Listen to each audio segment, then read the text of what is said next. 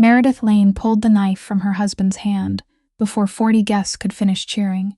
The blade was silver, engraved with an interlocking K, and 3 generations of Kesslers had cut their wedding cakes with it. It struck the walnut table and stood there, quivering, humming one long note into a room where nobody was breathing anymore. 40 raised phones stayed raised. The white tear leaned, slowly, almost politely, and went down into the linen, and 40 people stood rooted, staring at the maid August Kessler had married 4 hours ago, at her hand still closed around the handle, white to every knuckle. She had smelled it 2 seconds before her hand moved. Almonds, thin as a thread, faintly sweet, running underneath the buttercream and the vanilla. That morning, she had stood in the white-tiled kitchen and watched them make that cake. From the first egg to the last stroke of the palette knife, there were no almonds in the recipe. She was a bartender's daughter. From the age of 6, her father had made her stand behind the counter, close her eyes, and breathe. He taught her that liquor never lies, only people know how to put something else into it. He died in prison, carrying a confession he would never speak aloud, and the nose he had trained in his daughter was still there, still working, in a room full of silk and silver and smiling mouths, 6 weeks at Ashgrove Hill.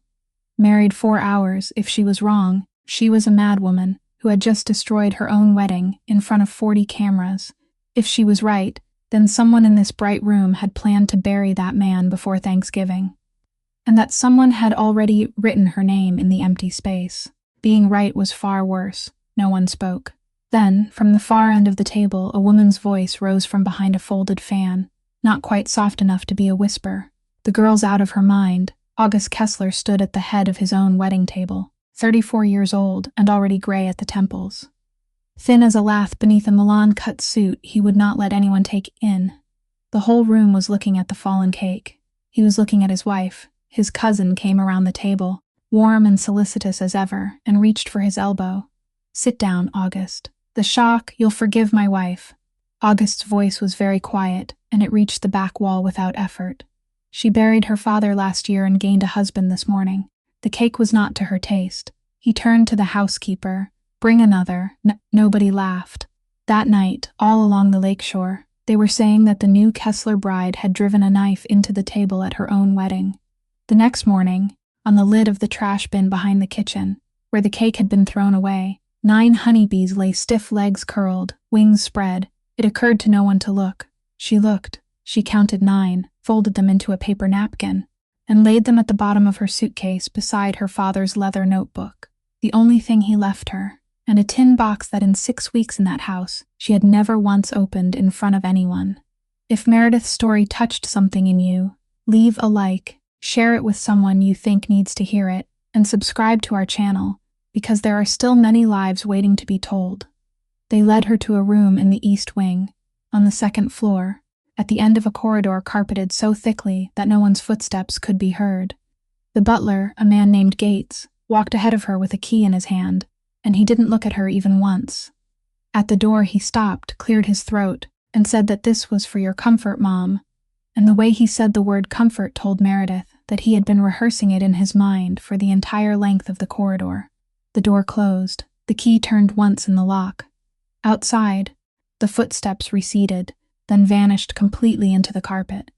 She stood in the middle of a room where she had never spent a single night, because for the past 6 weeks she had slept in the basement with the other servants, and she looked at the wedding silk hanging from its hook like a flayed corpse. She didn't take it off. She sat on the edge of the bed, placed both hands on her knees, and waited. The woman came shortly before 9 o'clock the next morning, carrying the tray herself.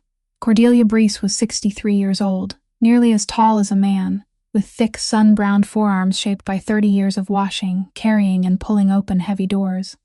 She set the tray on the table without haste, then straightened and looked Meredith over, from the shoes that had been resoled twice to the hair tied low at the nape of her neck.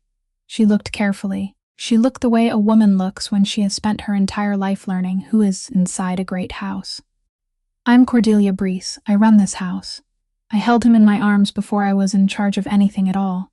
Meredith didn't rise. She thought that standing now would look too much like an apology. "You won't receive any cruelty from me," the woman said. "And you won't receive any welcome either, not until I know what you are." Downstairs, They say you married him so you could sit and wait for him to die. They say you couldn't even wait until the celebration was over. If I wanted him dead, Mom, Meredith said, all I had to do was stand still. The air in the room stopped. Far below, a door closed, and someone dragged a chair across a stone floor. Cordelia Bryce didn't blink.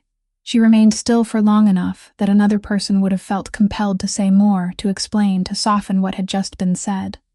Meredith said nothing. Eat all of it, she said at last. No one can eat eggs once they're cold. Then she left. Meredith sat and listened. The woman took 3 steps down the corridor. She stopped. There was the faintest sound of metal touching metal inside the pocket of her apron. Then she continued on. Meredith remained seated for another minute, then rose, crossed to the door, and placed her hand on the knob. It turned. It turned easily and smoothly, like every knob in this house, and the door opened a crack, letting a blade of light fall into the empty corridor. Cordelia hadn't turned the key. Meredith closed the door again, very gently. She stood there for a moment with her hand still resting against the wood. In the language of women who kept houses, an unlocked door was an entire letter, and she had understood every word of it. She finished the plate of eggs. She washed her hands. Then she pulled the suitcase from beneath the bed and opened it. 9 bees lay inside the layers of tissue paper, exactly where she had placed them the night before. Their legs curled inward, their wings spread like 2 slivers of delicate scale. Beside them lay a leather-bound notebook, its 4 corners worn white, and at the very bottom, beneath the folded clothes, was the tin box. She placed her palm on its lid. The metal was cold, with a dent in the left corner from the time it had fallen onto the kitchen floor of the apartment in Cleveland, and she had sat among the scattered papers for 40 minutes. She didn't open it. She folded the clothes back into place, closed the suitcase, pushed it beneath the bed, and walked to the window. Below lay the rear courtyard of Ash Grove Hill. Rows of stone walls, a covered porch, and beyond them, the flat surface of Lake Michigan beneath a September sky. People were cleaning up. 4 men carried stacks of folding chairs out of the great hall, and Meredith stood watching them, and she began to count. She counted 40 chairs. She knew the great hall of this house could hold 300 seats, because during her first week she had scrubbed its floor on both knees, and she knew exactly how many footsteps long it was. She also knew that the head cook had ordered flowers for 120 guests at the beginning of August, then canceled them, then reordered for 80, then canceled again. And she remembered something she hadn't thought about until that morning. For the 2 weeks before the wedding, every evening, Gates had carried a list upstairs to the study on the 3rd floor.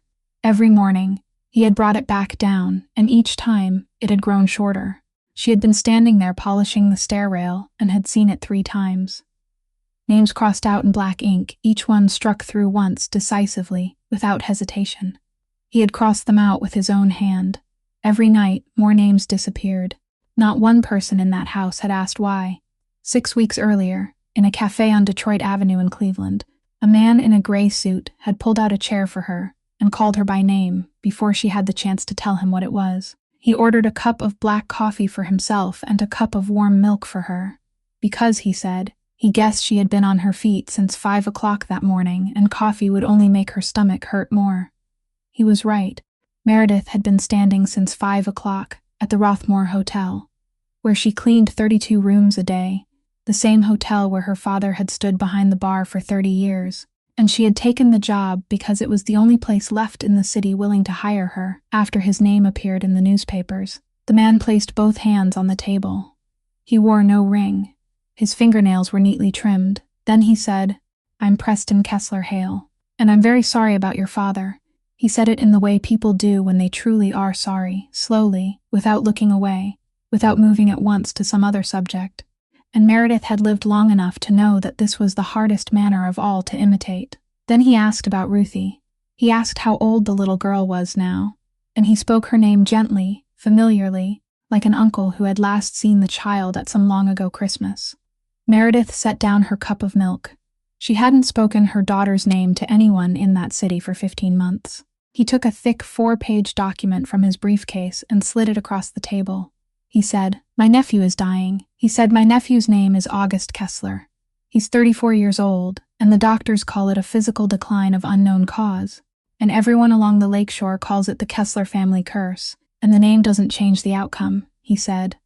My nephew needs a wife. Not a nurse, not a relative, but a stranger, because a stranger who mourns loses nothing. And August doesn't want anyone weeping sincerely beside his grave. He said. He has agreed. He simply doesn't know who she is yet. There were 4 provisions, printed in bold, numbered from 1 through 4, and Meredith read them while the milk beneath her hand slowly went cold. 1. Enter into a lawful marriage with August Kessler at the Cook County Courthouse. 2.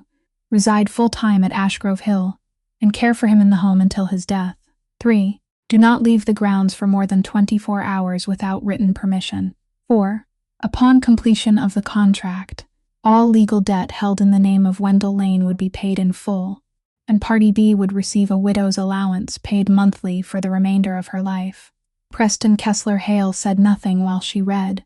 He stirred his coffee exactly twice and set the spoon down on the saucer without making a sound. He told her she had 36 hours. He said, I'll be sitting here, at this same table, on Thursday morning, and if you don't come, I'll understand, and you'll never hear my name again. Then he stood, left the papers behind, and walked toward the door. At the door he turned back and added one more sentence. And it was the only sentence he spoke that morning in which his voice changed. He said, I hope you read all the way to the end of the last page, Miss Lane. She read all the way to the end of the last page. At the bottom, beneath the typed signature, beneath even the line concerning jurisdiction, there was a clause printed in smaller type than everything else, so small that she had to tilt the page toward the window. Section 7.4. Upon completion of the contract, Party A shall pay all legal expenses associated with Party B's appeal for custodial rights. She read it once and didn't understand. She read it a second time and understood, and she lowered the page to the table and looked out the window, where a bus was stopping and a young woman was lifting a baby onto the first step. She read it a third time, 36 hours, and she didn't need the 6 minutes. From the second reading, she had understood that the man in the gray suit hadn't come looking for a caregiver. She simply didn't understand why he had found exactly her. On Thursday morning, she arrived 40 minutes early and sat at that same table. He handed her his pen, a heavy fountain pen, and she signed her name beneath the 4 pages in the tiny, grain-like handwriting her father had taught her. Then he placed the document inside his briefcase, shook her hand, and thanked her. And before she could rise, he added, in a voice so natural it sounded almost incidental, that there would be a great deal to do on the morning of the wedding, and perhaps she could go down to the kitchen and wipe out his nephew's medicine box for him, because people so often forgot the little things. By the 3rd day after the wedding, no one had told Meredith that she was allowed to move freely through the house, and no one had told her that she wasn't. So at 4 o'clock in the afternoon, she went down to the kitchen, brewed a pot of tea, placed it on a silver tray, and carried it up to the study on the 3rd floor. The head cook watched her go and said nothing. Gates stood at the foot of the stairs, and he said nothing either, but he turned aside to let her pass, and in this house that was an answer. The study door stood slightly ajar. She knocked twice, and August Kessler's voice from within said, Come in, calmly, as though he had been waiting for a cup of tea since morning. She pushed the door open with her elbow, stepped inside, and stopped. A man was kneeling on the rug in the middle of the room.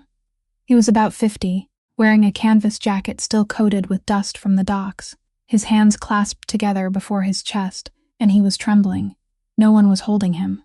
There was no one else in the room except August, seated behind the writing desk with one hand supporting his chin.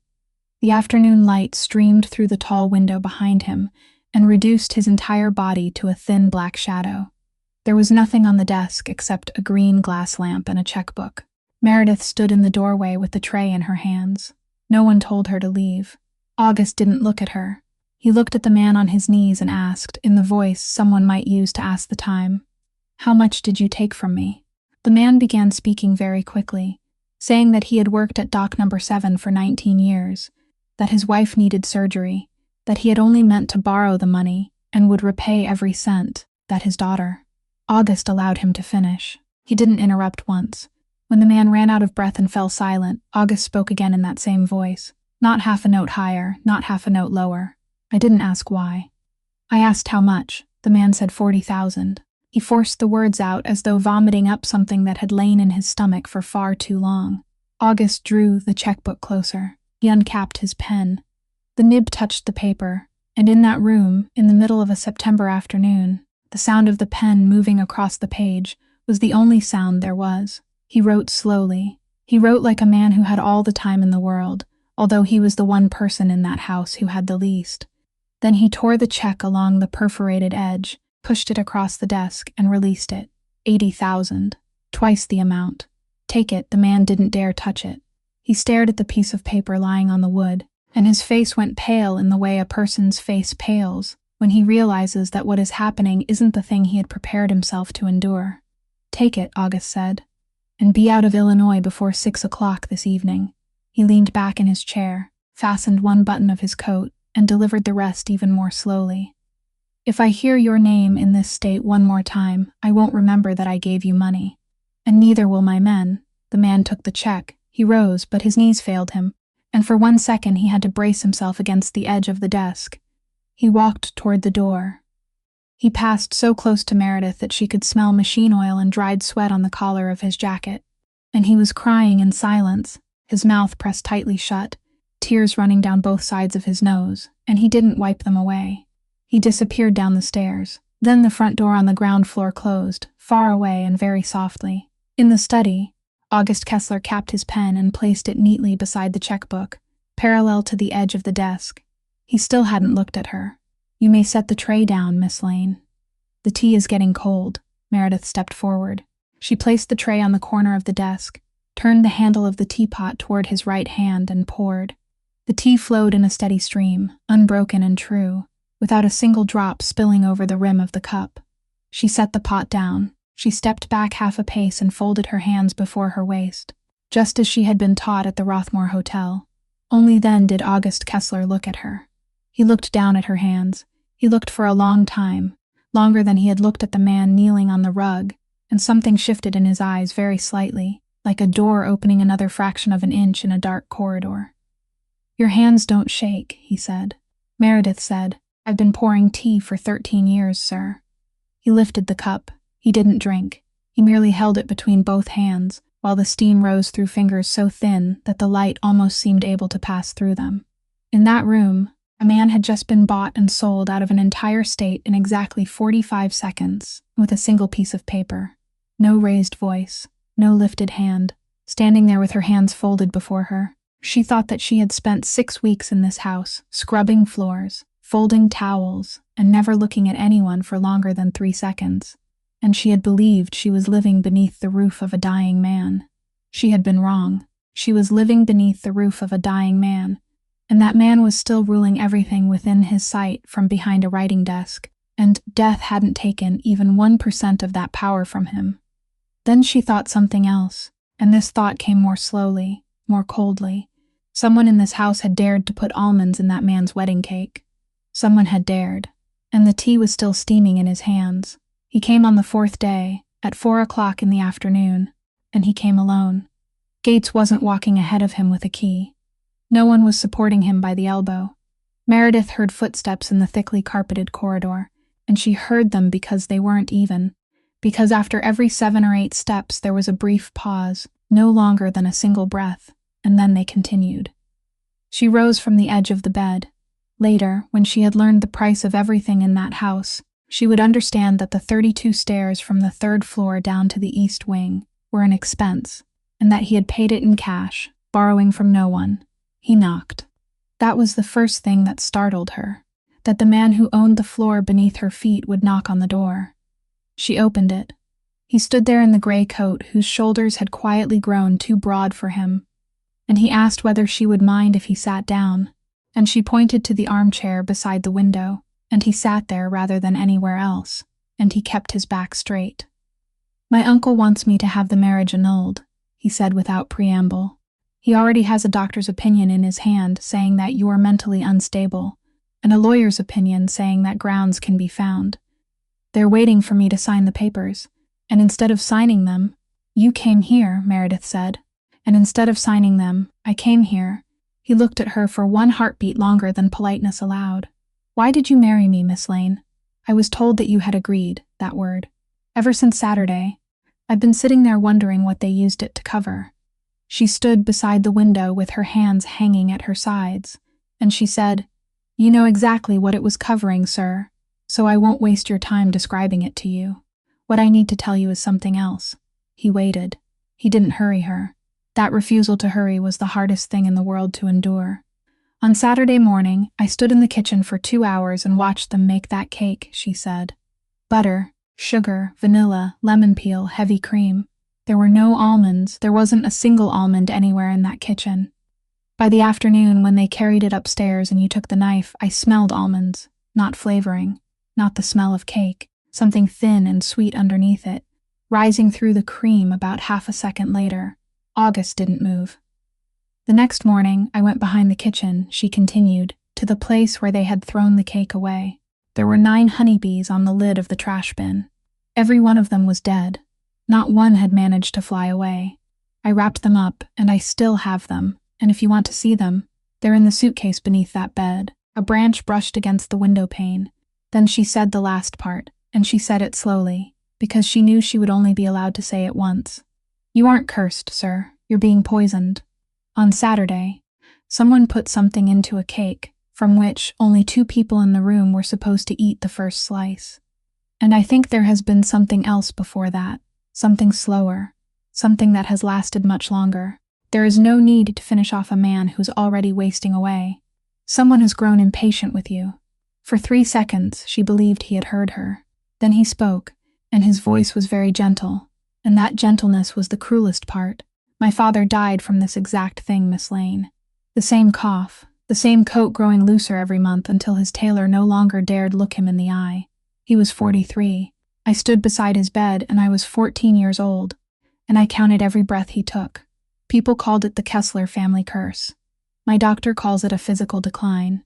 He paused and he breathed, and he waited until the breath had returned to its proper place. I have spent an entire year searching for another name for it. I paid 4 people in 4 cities to find that name. I couldn't find it, and neither will you. He rose from the chair. He did it in a single movement, and he paid for it, and he concealed the bill by straightening the shoulders of his coat. Pain always goes looking for an author, he said. I know. I searched for one all year.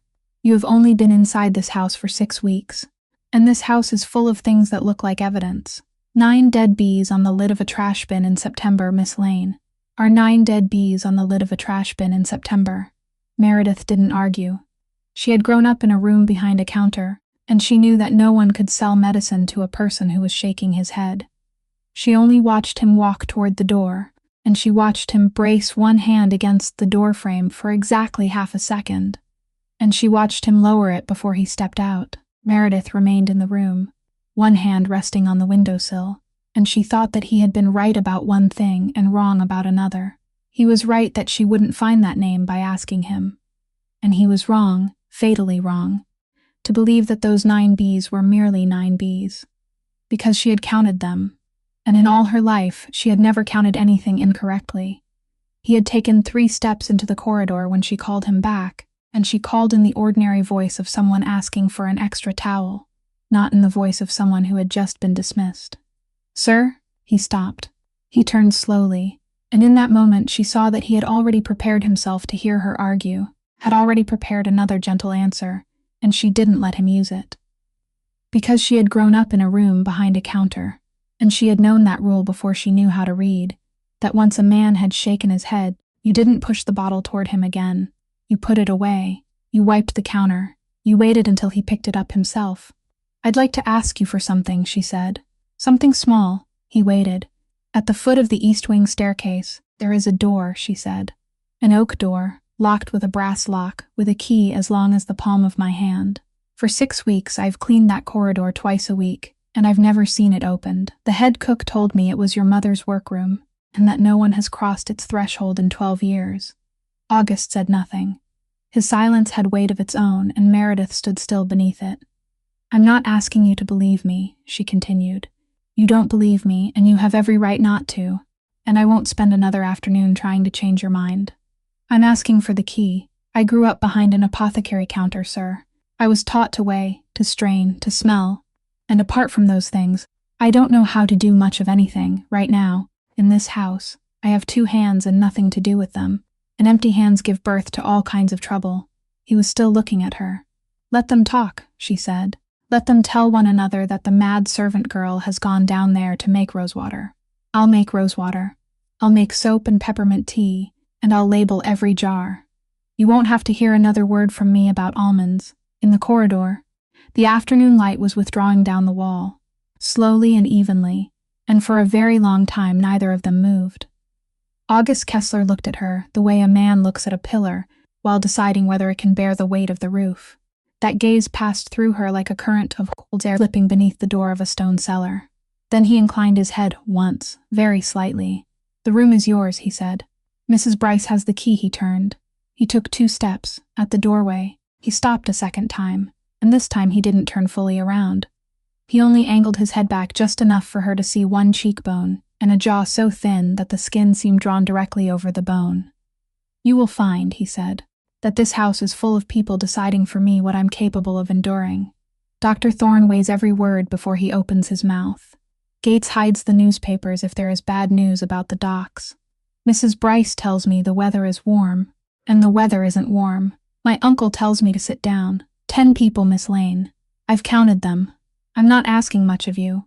I'm only asking you not to become the 11th. Meredith stood in the doorway of her room with her hands hanging at her sides, and she answered neither quickly nor slowly. "I grew up behind an counter. People came there to be told the truth, or to be told a lie. I was never very good at the second." He remained there for one more beat. Then he left, and she listened as his footsteps receded along the corridor. 7 or 8 steps and then a pause. 7 or 8 steps and then a pause until the carpet swallowed them all. She closed the door. She sat on the edge of the bed in the darkness and didn't turn on the lamp. She thought about those 10 people, and she thought that the man had lived for 2 years in a house where everyone loved him and not one of them was willing to tell him a single truth. And she thought that if someone wanted to kill a man in the slowest way possible, that was exactly how it would be done. Then she thought about the room at the foot of the east wing staircase. She had told him she would make rosewater, and that hadn't been a lie, because she would. She would make rosewater, and she would label it, and she would leave the door open for anyone who wished to look inside. But she would also have a scale. She would have a funnel, a strainer, a stack of clean glass jars, and a door with a brass lock for which only 2 women in that house carried a key. And she would have somewhere to place 9 bees. She lay down without taking off her clothes, and she stared up at the dark ceiling. And the final thought that came to her before sleep wasn't about poison, nor was it about the man climbing 32 stairs in the darkness. It was about something he had said 3 days earlier, in front of 40 guests, when he should have let them drag her away. "You must forgive my wife." He hadn't believed a word she said, and still he had stood in front of her. She woke just before 9 o'clock, still fully dressed, and went downstairs because she was thirsty, but she didn't take the main staircase. Instead, she went around by way of the 2nd-floor corridor, where a row of arched openings led onto a wooden balcony overlooking the library. 6 weeks of cleaning had taught her that this was the darkest place in the house after 8 o'clock at night, because no lamps were ever lit there, because no one had any reason to stand there at all. She stopped.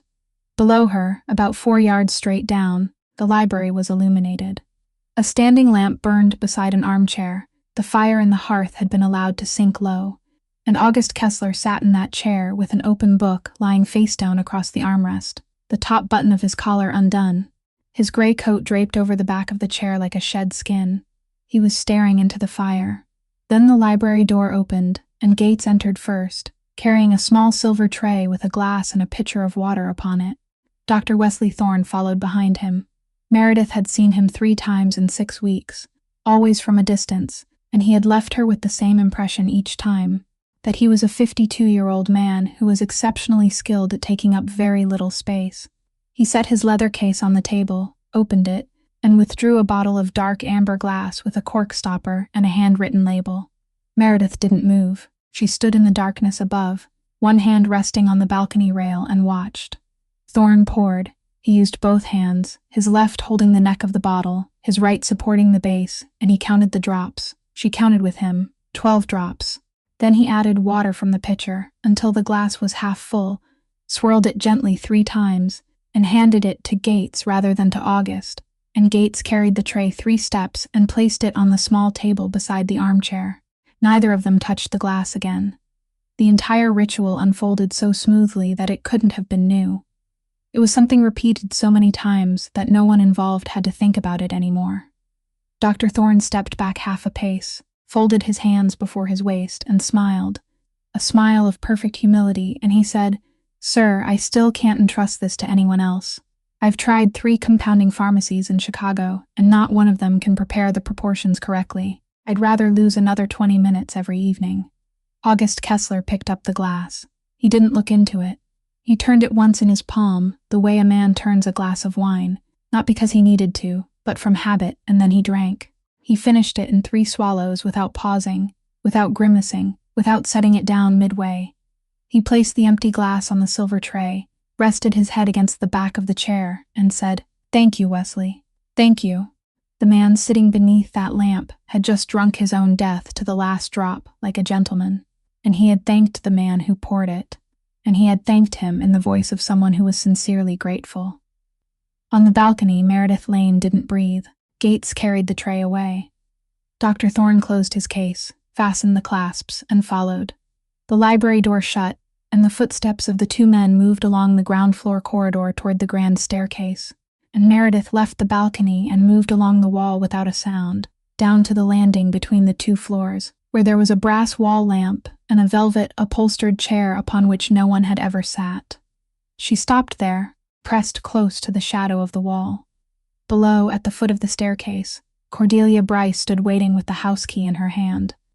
Dr. Thorne descended the final step and stopped before her, and he lowered his voice. But this house was built of stone, with ceilings 4.5 meters high, and stone kept no one's secrets, Mrs. Bryce, he said. I want you to know in advance so that you can prepare the staff downstairs. I reviewed his readings again this afternoon, his weight, his pulse, even the cough. His condition is progressing into a more serious stage. Cordelia said nothing. She stood straight, both hands resting before her apron, and looked at him. I'm very sorry, Thorne said. I'm truly very sorry, but we must support him with everything we have at our disposal. Beginning tonight, I'll increase the dose.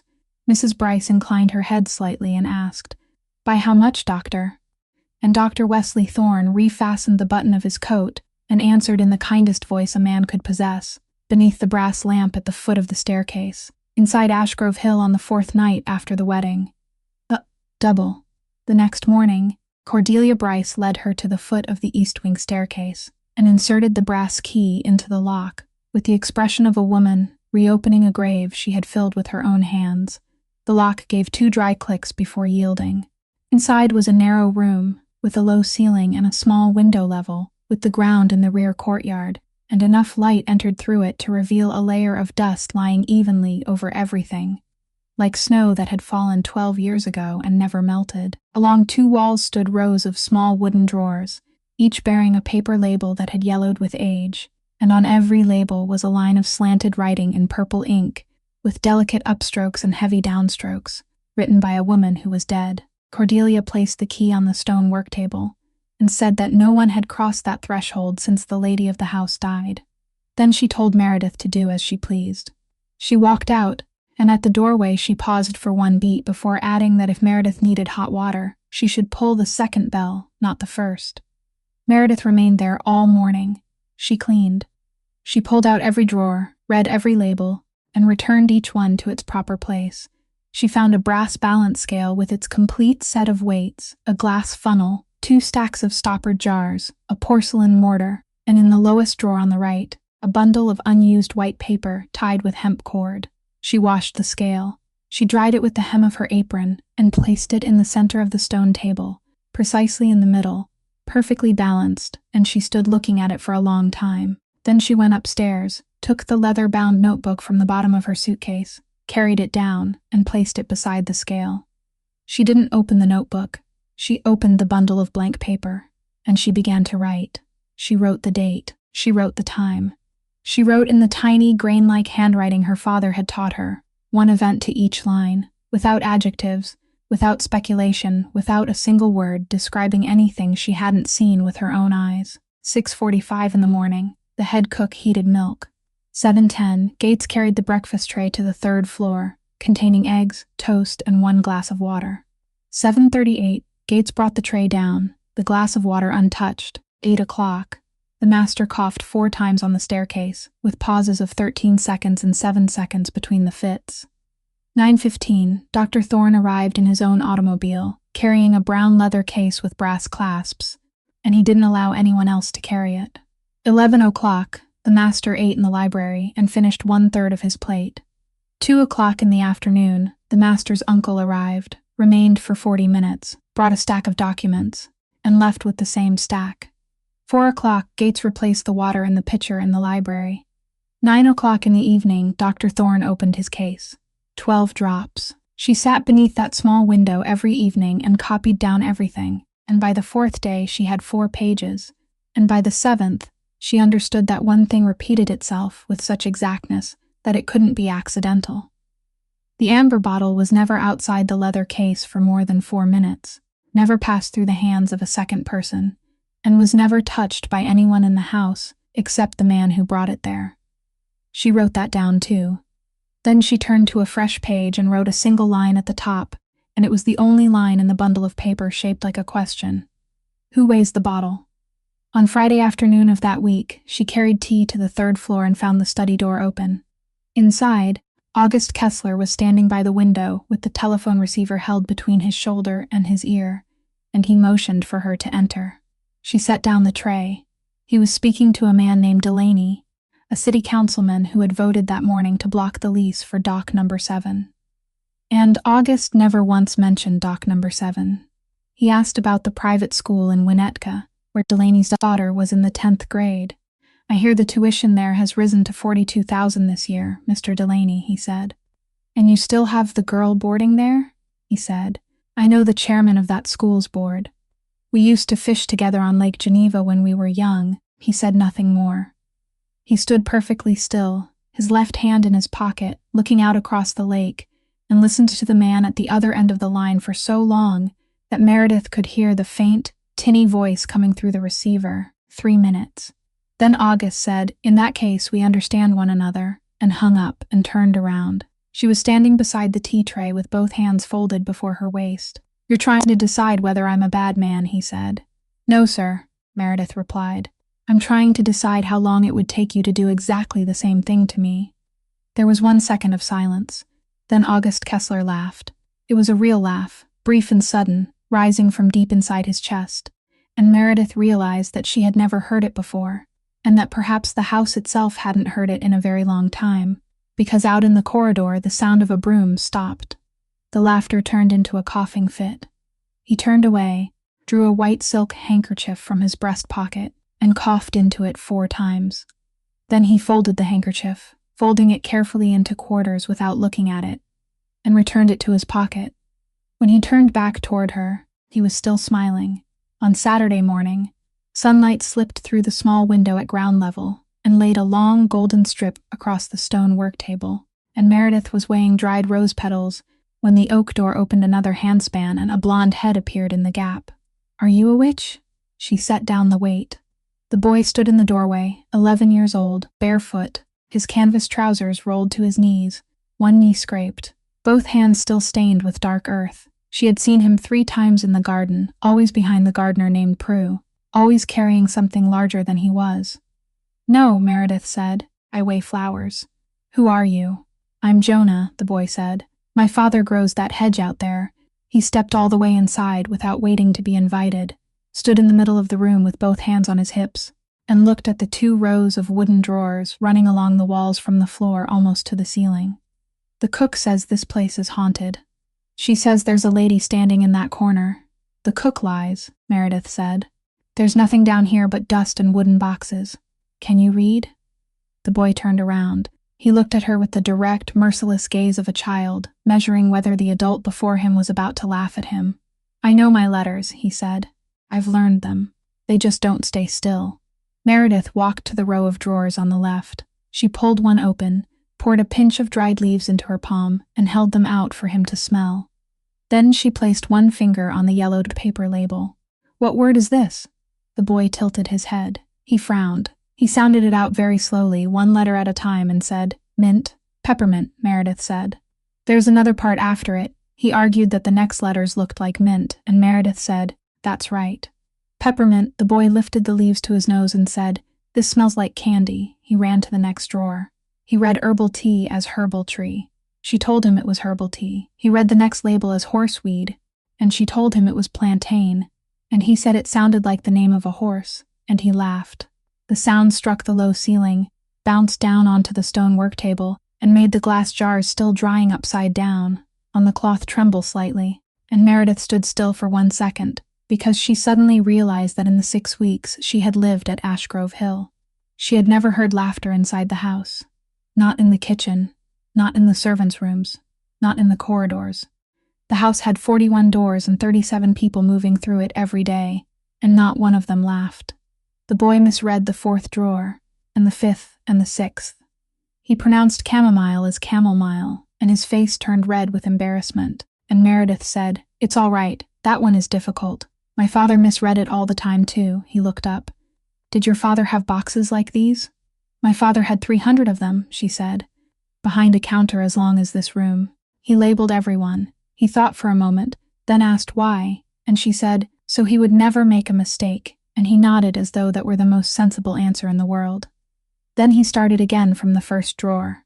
He read an entire row, 19 labels, and he got 11 of them wrong, and every time he made a mistake, he burst out laughing at himself before she could correct him. At the final drawer, he turned around and said, "Can I come back down tomorrow?" Meredith said, "You may, if you wash your hands first." He held out both blackened hands and looked at them as though he had only just discovered they belonged to him, and he laughed again.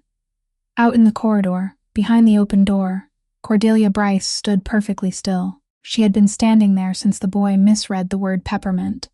She was holding a stack of clean towels, and she didn't step inside, and she didn't speak, and Meredith didn't look toward the door even once. Cordelia remained there until the 4th burst of laughter struck the low ceiling. Then she adjusted the towels in her arms and continued down the corridor, and her footsteps were heavier than usual. At 4 o'clock in the afternoon, Jonah Prue helped Meredith carry 2 pots of roses into the rear courtyard. At 4:30, he asked for an empty jar to keep worms in. At 10 minutes before 5, Mr. Prue whistled twice outside the garden gate, and the boy ran out, then turned back and waved from beside the hedge before disappearing behind the stone wall. The 2 of them went home at 5 o'clock every day, even in summer, even when there was still daylight. Meredith stood in the doorway watching until there was nothing left to see. Then she went back inside, closed the door, and sat down before the bundle of white paper. She wrote the date, she wrote the time. 9:15 in the morning, Dr. Thorne arrived, carrying a brown leather case with brass clasps. 4 o'clock in the afternoon, Gates replaced the water in the pitcher in the library, and she sat for a very long time before the final line of the page, her pen motionless, ink gathering into a small dot on the paper. Then she added one more line, the 9th of the day, and it had no time beside it at all. Today there was laughter in this house. On the 12th day, at 3 o'clock in the afternoon, Gates knocked on the door of the room beneath the stairs and said that the master was going into the city and wanted her to accompany him. Meredith asked why. Gates said, "He didn't explain, Mom. He never explains." She removed her apron, washed her hands, and went out to the front courtyard, where the black 1967 Cadillac was already running, and August Kessler was seated in the front passenger seat beside the driver. He never sat in the back.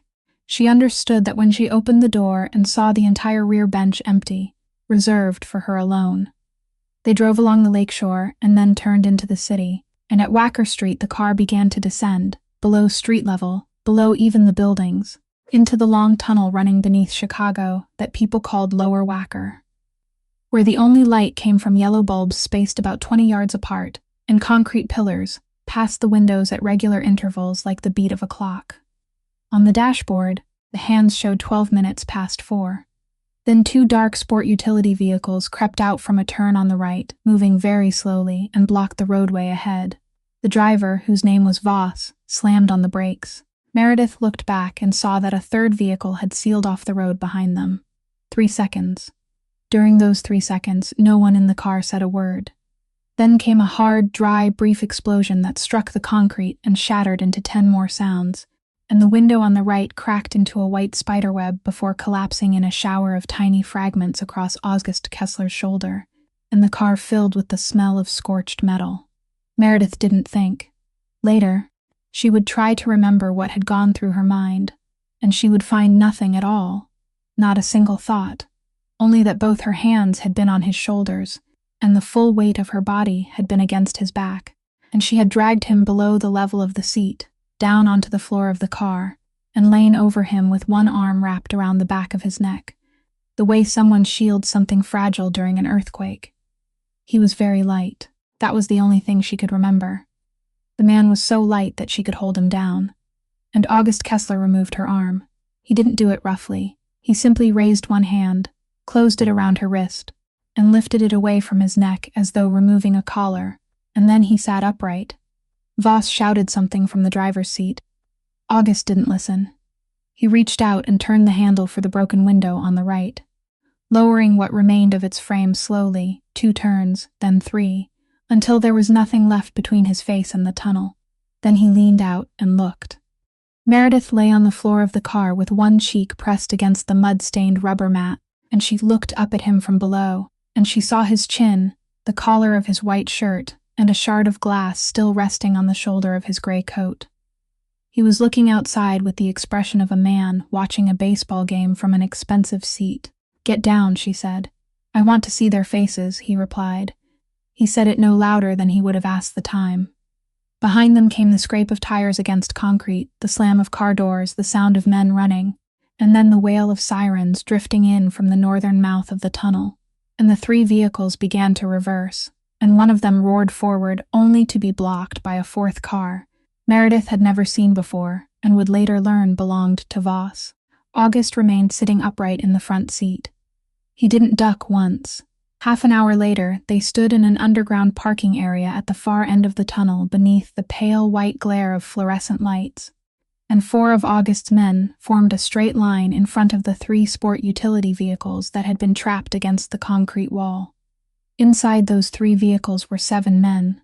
Meredith stood beside the open door of the Cadillac, with both hands holding her elbows, and she looked down at her feet and saw fragments of glass clinging to the toes of her shoes.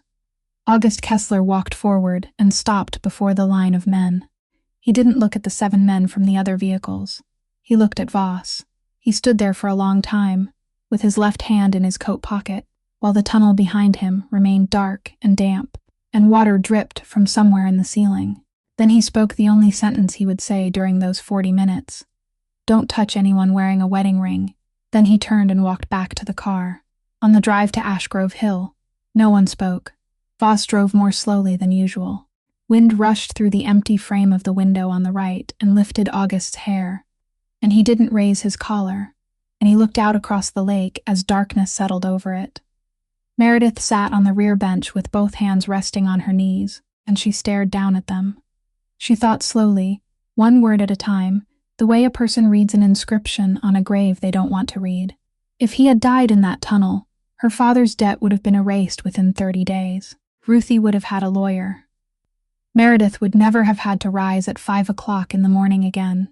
The entire 4-page contract would have fulfilled itself, without requiring her to do anything, without asking her to wait another month, without forcing her to watch him lose another pound. And she had thrown herself over him.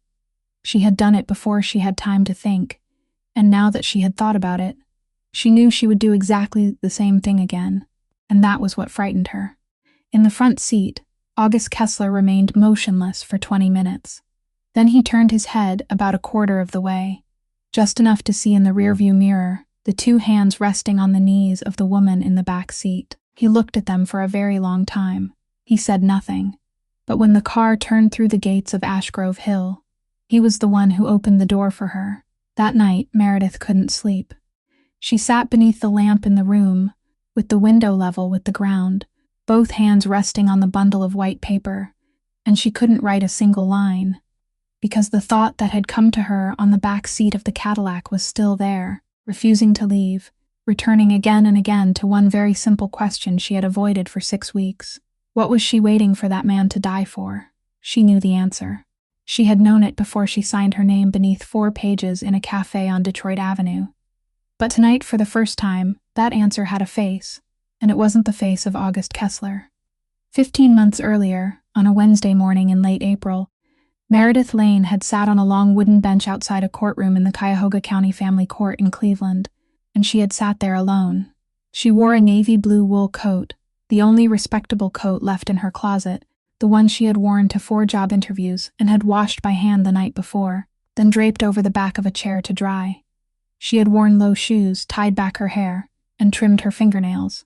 In her pocket, she carried a sheet of paper folded into quarters, and on that paper she had written 9 sentences, and for 3 nights in a row she had stood before the cracked mirror in the bathroom of her 3rd-floor apartment, practicing those 9 sentences until she could say them without trembling. The first sentence was, "I have found steady work at the Rothmore Hotel." The second was, "I have paid my rent on time for the past 11 months. The third was, "She knows her letters." The 6th was, "I have never let her miss a meal." She no longer remembered the 9th sentence, because she never had the chance to say it. No one sat beside her on that bench. She had done everything in her life alone, and she saw no reason why that day should be any different. At 9:35 they called her name. Courtroom number 2 was smaller than she had imagined, with a low ceiling, a slowly turning fan, and the smell of old paper and floor wax.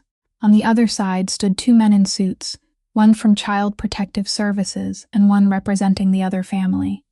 Meredith stood beside her own table without a lawyer, because she couldn't afford one, and the young woman assigned to represent her had only recently graduated, had arrived 20 minutes late, and still hadn't opened the case file. The judge was a silver-haired woman in her 60s. She didn't look at Meredith even once. She turned a page in the file, read, turned another page, read again, and did it slowly and evenly, like someone counting money. Then she looked up, but she looked toward the Child Protective Services representative rather than toward Meredith, and she asked a single question. "Miss Lane, what offense is your father currently serving time for?" Meredith opened her mouth. The 9 sentences she had practiced before the mirror remained folded into quarters inside her coat pocket. She heard herself answer, and her voice sounded very calm, very clear, very far away, as though it belonged to someone else standing at the end of the corridor. She spoke the charge aloud, exactly as it had been printed in the newspapers. The judge nodded once. She lowered her head and wrote something. The representative for the other family spoke 17 sentences, and Meredith didn't hear a single one of them because she was watching the ceiling fan and counting its rotations. The young lawyer said 4 sentences. The judge didn't ask Meredith anything else. She read the ruling in the voice of someone reading the weather forecast. Temporary custody was awarded to the approved foster family. Visitation was suspended until a valid appeal had been filed and a complete period of supervision had been fulfilled. The mother retained the right to communicate by letter, 1 letter each week, delivered through Child Protective Services. In-person visitation would be reconsidered when the child reached 18 years of age, or earlier if the court received an appeal supported by evidence of stable housing and stable income maintained for no fewer than 18 consecutive months. The gavel fell. That wooden gavel struck the desk and rose and struck it again, and the sound wasn't loud, quieter than a door closing, quieter than a glass being set down on a stone table. They called the next case number before Meredith had managed to step away from where she stood. She went out into the corridor. She sat down on the same wooden bench. She took the paper folded into quarters from her coat pocket and opened it and looked at the 9 sentences written in handwriting as small as grains of sand, and then she folded it again and returned it to her pocket. Then she looked up at the round clock hanging on the corridor wall, the same clock she had looked at when she entered courtroom number 2. 9:35. Now it was 9:46. 11 minutes. She remembered because she had counted. On the 21st day, Meredith Lane took the leather-bound notebook from where it had remained beside the brass scale, and for the first time in 9 months, she opened it. She turned the pages very slowly. She didn't read. She passed the pages of formulas, the pages bearing the names of regular customers, the pages recording liquor prices from 1994, and she moved through them the way someone walks down a corridor, hung with photographs of the dead. Eyes fixed straight ahead. She stopped at page 61. On that page, in the grain-like handwriting of the man who had taught her to write, there was a table of calculations: concentration, density, volume, a column of numbers, a ruled line. In the left margin, he had written 4 words in pencil, and those 4 words had faded from 20 years of hands brushing across them, Draw slowly, no one knows. Her father had used that table to dilute strong liquor for customers who had drunk too much but didn't want anyone to see them being refused. He had mixed them exactly the drink they ordered, with the same color, the same smell, the same bitterness at the tip of the tongue, and they drank it throughout the evening and walked home on their own feet and never knew. He had done it for 20 years. He had never told anyone. Meredith left the notebook open on the stone work table and sat looking at that table for 40 minutes. Then she rose, took a glass flask from the lowest drawer, and began distilling water. She boiled tap water in the copper pot, collected the steam through a tube, and by midnight she had 400 milliliters of clear distilled water, odorless and tasteless, no different from the water. Dr. Wesley Thorne poured into the glass each evening from the white porcelain pitcher in the library. She filtered it 3 times. She sealed the flask. She fixed a label to it, and on the label she wrote rosewater. Dr. Thorne's brown leather case never left his hand when he came through the front door. But Ashgrove Hill had 41 doors and a cloakroom beneath the main staircase, and Dr. Wesley Thorne, like every 52-year-old man in the world, never carried his case into the lavatory. He placed it on the velvet upholstered chair at the landing. He left it there for about 4 minutes, sometimes 5. Meredith had recorded that on the bundle of white paper on the 11th day, 1 line, without adjectives, without speculation, and she had underlined it with a ruler. On the night of the 21st day, she stood on the landing between the 2 floors beneath the brass lamp, pressed close to the shadow of the wall, with the flask of distilled water hidden in her apron pocket and a glass pipette as long as her finger. 4 minutes, she opened the case. She removed the dark amber bottle. She pulled out the cork, and she did exactly what her father had done for 20 years in a room behind a counter at the Rothmore Hotel in Cleveland. She drew out 1 portion. She replaced it with 1 portion of distilled water. She pushed the cork back in. She turned the bottle 3 times, exactly 3 times, in the same direction Thorne always swirled the glass. She returned the bottle to the case, fastened the clasps, and went down to the kitchen to wash the pipette. That night, she stood on the 2nd floor balcony and counted 12 drops falling into the glass, and she watched August Kessler drink it in 3 swallows and thank the man who had poured it, and nothing changed. Not suddenly, little by little. That was what her father had written in the margin of page 61, and it was the only thing she still accepted from him. Draw it out too quickly and the tongue will know. Draw it out too quickly and the scale will know. On the 2nd night, she removed another portion, smaller than the first. On the 3rd night, she did the same. By the 5th night, she had replaced nearly 1/4 of the bottle, and she had recorded every instance at the end of the bundle of white paper.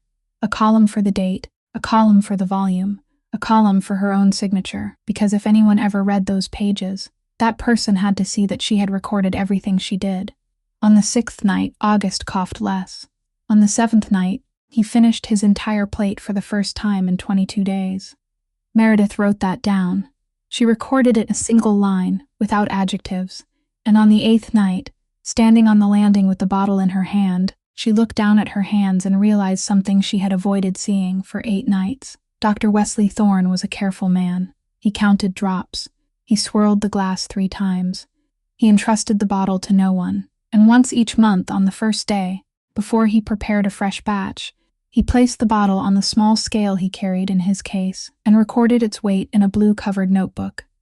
She had seen him do it. On the 1st day of the previous month, at 9:20 in the morning, on the small table in the library, while she was polishing the stair rail, she had seen it, and she had written it down, the 3rd line from the top, together with the time. She had begun on the 21st day. There were 9 days left until the 1st. She knew. She had calculated it from the 1st night, sitting beneath the small ground-level window, with her father's notebook open on the stone work table, and she had calculated that if she drew it out as slowly as he had taught her, then by the 1st day she would have replaced only a little more than 1/3, and 1/3 wouldn't save anyone. She needed 4 months. She had 9 days. She poured another portion of distilled water into the bottle and replaced the cork, and she thought, very calmly, standing beneath the brass lamp on the landing inside the sleeping house. She wouldn't be in time. On the 27th night, Meredith stood on the landing with the amber bottle in her left hand and the glass pipette in her right, while while the brass lamp on the wall cast her shadow across the yellow-painted plaster, and she heard someone breathe behind her. She didn't turn around at once. She replaced the cork, returned the bottle to the case, fastened the clasps, and did each of those things slowly in the proper order, because a trembling hand was a hand that spilled. Only then did she turn. Cordelia Breese stood 3 steps away, still holding a stack of clean towels. The 2 women looked at each other beneath the brass lamp, for long enough that one of them had to speak. Meredith didn't. She had stood like this once before, in a room on the 2nd floor on the 2nd morning after the wedding, and she had learned that this woman never spoke first. Cordelia stepped forward, placed the stack of towels on the velvet-upholstered chair where no one had ever sat, and then sat down beside them. She lowered herself heavily, both hands resting on her knees, her back bowed, her eyes fixed on the floor, and Meredith stood there with the glass pipette still in her hand, waiting to hear her call for Gates. Cordelia Bryce called no one. She began to cry. She cried without making a sound. Her shoulders didn't shake. Tears simply ran down the deep lines on either side of her mouth and fell onto her white apron, and she didn't lift a hand to wipe them away. And Meredith stood frozen because in the 6.5 weeks she had lived in that house, she had never once seen that woman sit down. She was about to say something. Cordelia raised one hand, palm outward, and Meredith fell silent. "I spoke," she said it to the floor. "Do you hear me, Miss Lane? I spoke. I wasn't silent. People will tell you that the old woman knew for all those years and kept her mouth shut. And they'll be right about the second half, and wrong about the first. And it is the first half that is killing me." She looked up. Her eyes were red, but her voice didn't break. 20 years ago, I was 43, and I ran this house exactly as I do now. His father was still alive then, a large, loud man who used to strike the table with his hand when he laughed. He went to Cleveland for 3 days, came home, and 3 weeks later he was bedridden. The same cough, the same coat growing looser around him. The doctor called it exhaustion. Everyone along the lakeshore called it the curse. She smoothed the apron over her knees once, then lowered her hand. I carried water to him every night.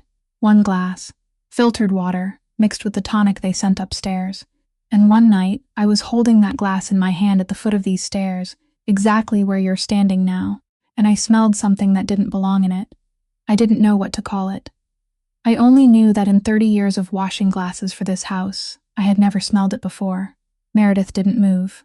"I carried that glass to the 3rd floor, Cordelia said. "I knocked on Mr. Emery Hale's door. You wouldn't know him. He died 14 months ago.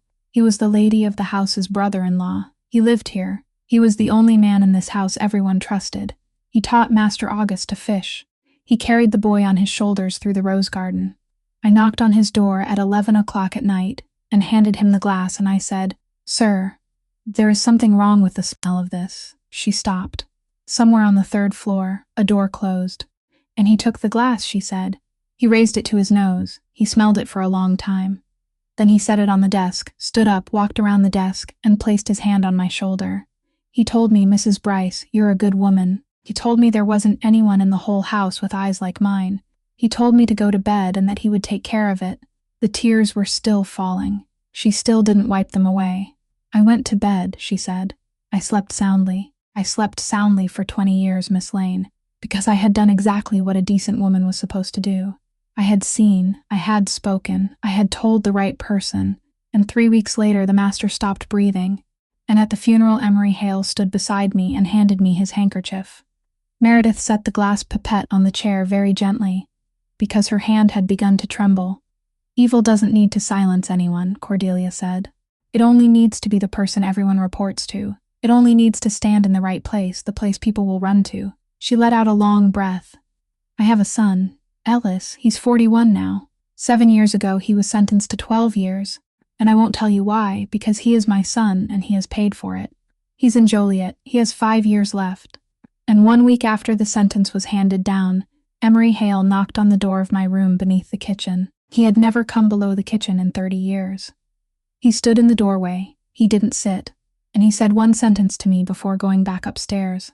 Cordelia Breese lifted her head and looked directly into Meredith's face, and she repeated that sentence in the flat voice of someone who had repeated it inside her own mind every night for 7 years.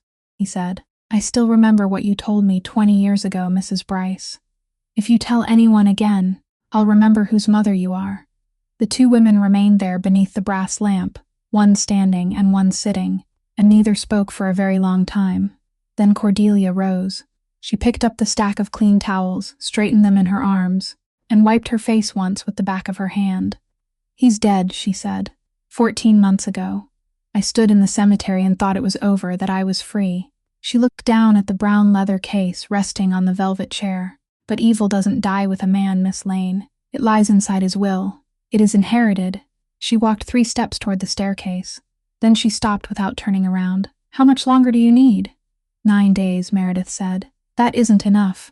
"It isn't enough," she said. Cordelia stood still. "Then I'll stand at the foot of the stairs," she said.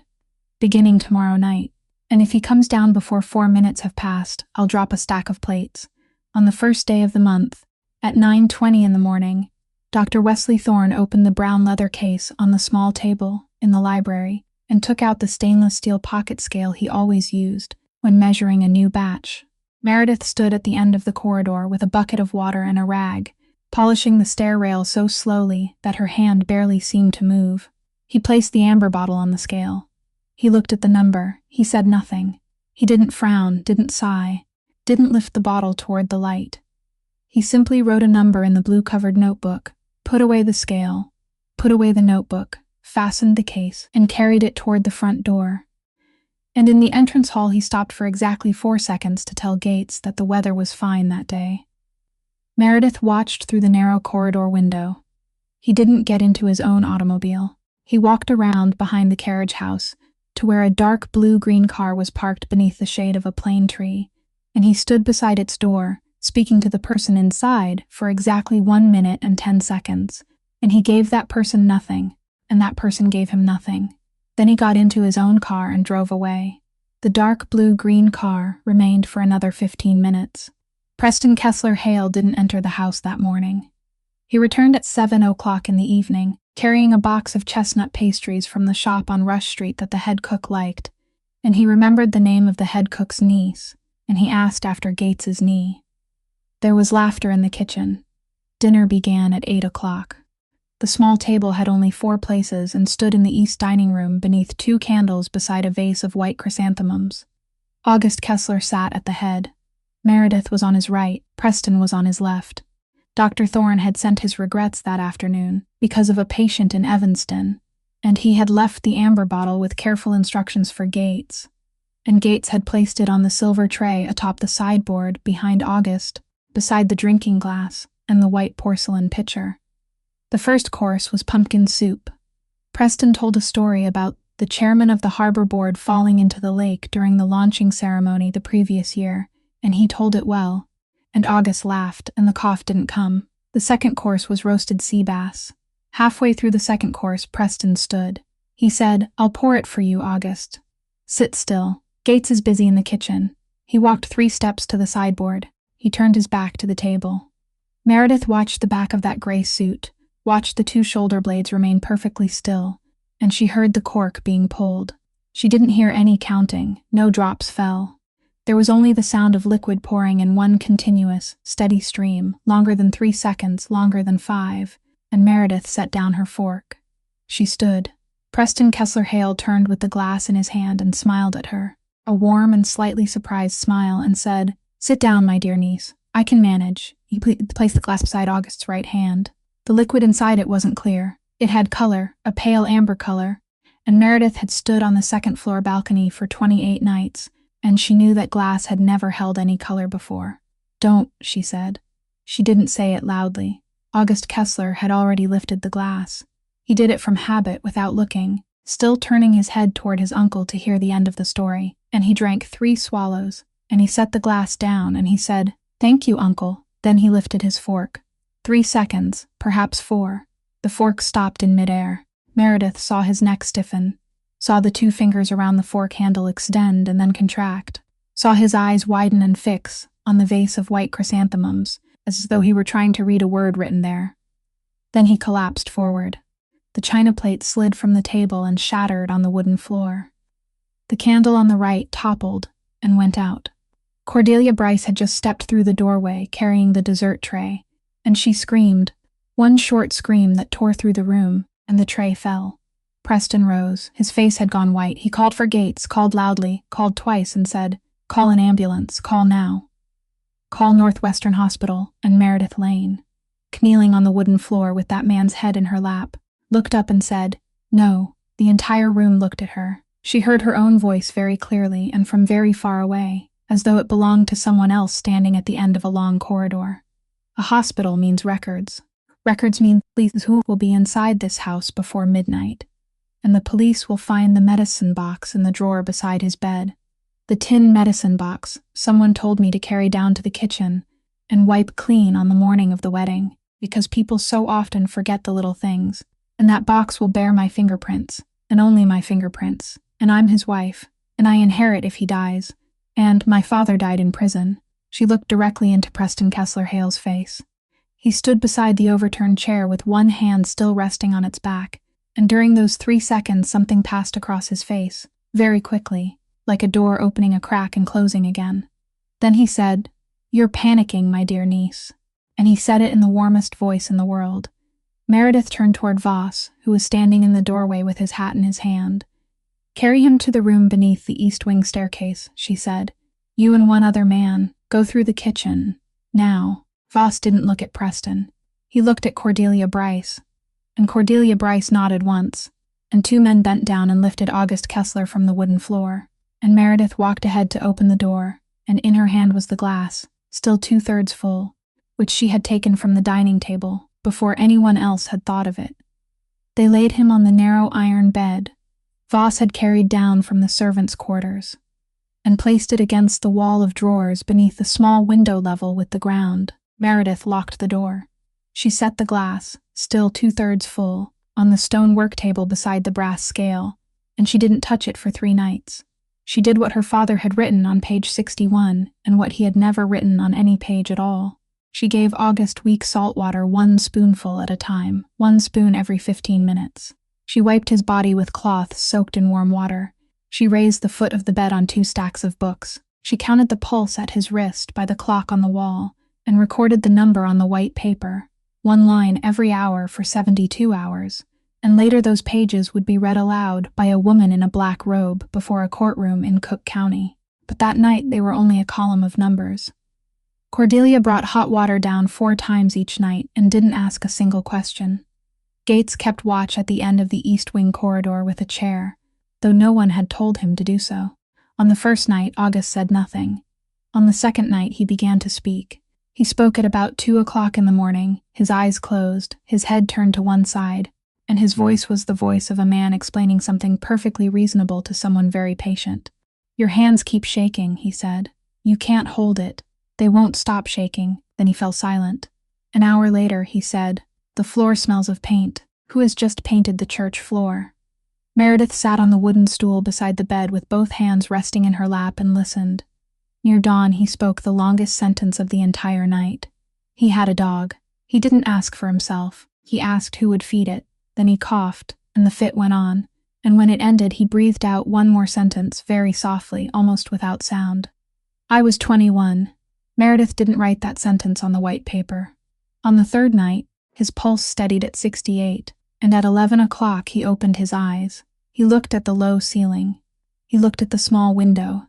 Then he turned his head and saw her sitting on the stool, and she saw in his eyes the moment he remembered that he had spoken in delirium, and the moment he knew she had heard him. He didn't ask what she had heard. He lay still for a long time, then he began to speak, and his voice was hoarse but clear, and he spoke like a man reading a statement he had written in his mind 13 years ago. "The man who took me down into the basement of St. Adalbert wasn't my father. My father died when I was 14. 7 years later, I was 21, and the man who led me down those stairs was Uncle Emery." Meredith didn't move. "He killed my father," August said. "I've known that for 10 months. Before that, I didn't know. Before that, all I knew was that he was the man who taught me to tie a fishing hook at Lake Geneva. He taught me how to knot a tie. He sat in the 2nd row when I graduated. He took me down into that basement, and he didn't go down with me. He stood outside the door and waited for me to come back up." He paused. "Out on the lake, a freighter sounded its horn. I went down with clean hands," he said, "and I came back up with different ones. He waited for me at the top of the stairs and handed me his handkerchief. The same handkerchief he gave Mrs. Bryce at my father's funeral, Miss Lane. I only learned that last week, and I suppose he owned just one. Meredith opened her mouth, but no sound came out. You're asking why I didn't fight, August said. I'll answer you. Fight what? I sit on money belonging to people who will never get it back. I have 7 men willing to die for me, and I'm not worthy of one of them. And I was shaped by the same hands that killed my father. I don't know what is left inside me that is mine, he breathed. 2 months after my father's funeral, I began to lose weight.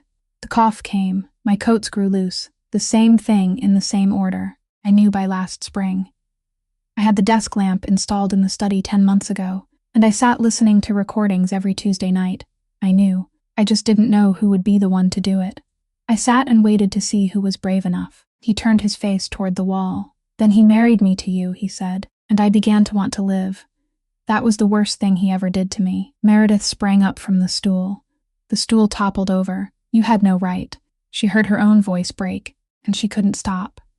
You had no right, do you hear me? You signed the paper that made me your widow. You knew that medicine box carried my fingerprints. You knew where my father died. And you knew they would read that name aloud in a courtroom, and no one in the state of Illinois would need to hear another word. You knew all of it, and still, every night, you sat in that armchair, drank it in 3 swallows, and said, Thank you, Wesley. She stood in the middle of the room with both hands clenched, tears running down her face without her knowing. You meant to die and settle your debt with yourself, and you meant to let them write my name into the empty space. I have a daughter, Mr. Kessler. She is 5 years old. She is in Cleveland. You arranged my whole life while you sat there waiting to see who was brave enough. The only sounds left in the room were the breathing of 2 people and the clock on the wall. August Kessler lay facing the wall for a very long time. Then he turned back slowly and painfully, looked up at the ceiling, and spoke 1 sentence, and his voice had changed. You have a daughter I didn't know, Meredith said. No one knows. It is in the court records in Cuyahoga County. Your uncle knew. He even remembered her name. There was a very long silence. Then August Kessler raised his right hand, palm upward, and laid it on the edge of the iron bed, and he said nothing, and he left it there. Meredith looked at that hand. She looked at it for a long time. Then she picked up the fallen stool, set it upright, sat down and placed her hand in his. By morning he was asleep, and she sat in the gray light coming through the small window level with the ground, her hand still resting in his, and she looked across at the glass, still 2/3 full, standing on the stone work table beside the brass scale of a dead woman. And for the first time in 34 days inside that house, Meredith Lane didn't think about running away. On the 38th day, August Kessler walked from the iron bed to the door and back again, and he did it 4 times that morning and 11 times that afternoon, and he allowed no one to support him. Meredith didn't support him. She sat on the wooden stool with the bundle of white paper in her lap, counting his steps and writing them down, and once he stopped in the middle of the room with one hand braced against the edge of the stone work table, and he said, "Count," and she said, "I'm counting," and he continued. Outside the oak door, along the east wing corridor, 7 men stood waiting. They had been standing there since the night of the 1st. No one had told them to. Voss came first, then Deacon, then the Ostrander brothers, then Peel, then Cutter, and finally Lonnie Marsh. The youngest, 26 years old, who stood in the most hidden place near the foot of the stairs and spoke to no one. They worked in shifts, 3 during the day, 4 at night. They brought bread wrapped in paper and ate standing up. Cordelia carried coffee down to them every morning, and they nodded their thanks, and not one of them drank before the man beside him did. In the 38 days Meredith had lived at Ashgrove Hill. She had never looked closely at those men, but now, passing them 4 times a day with a bucket of water and clean towels, she began to see them. Voss had a white scar running along the back of his right hand.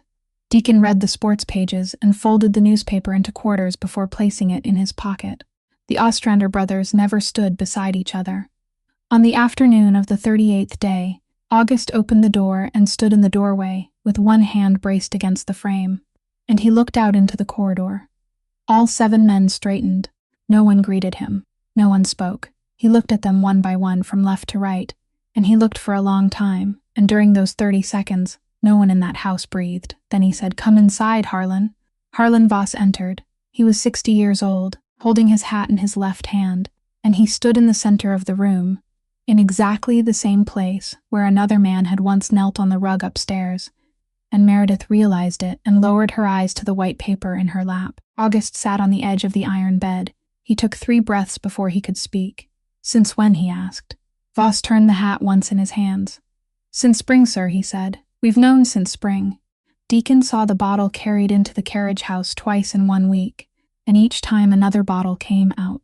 Lonnie was standing guard outside the dining room the night you were sick after supper in April, and you told him not to tell anyone.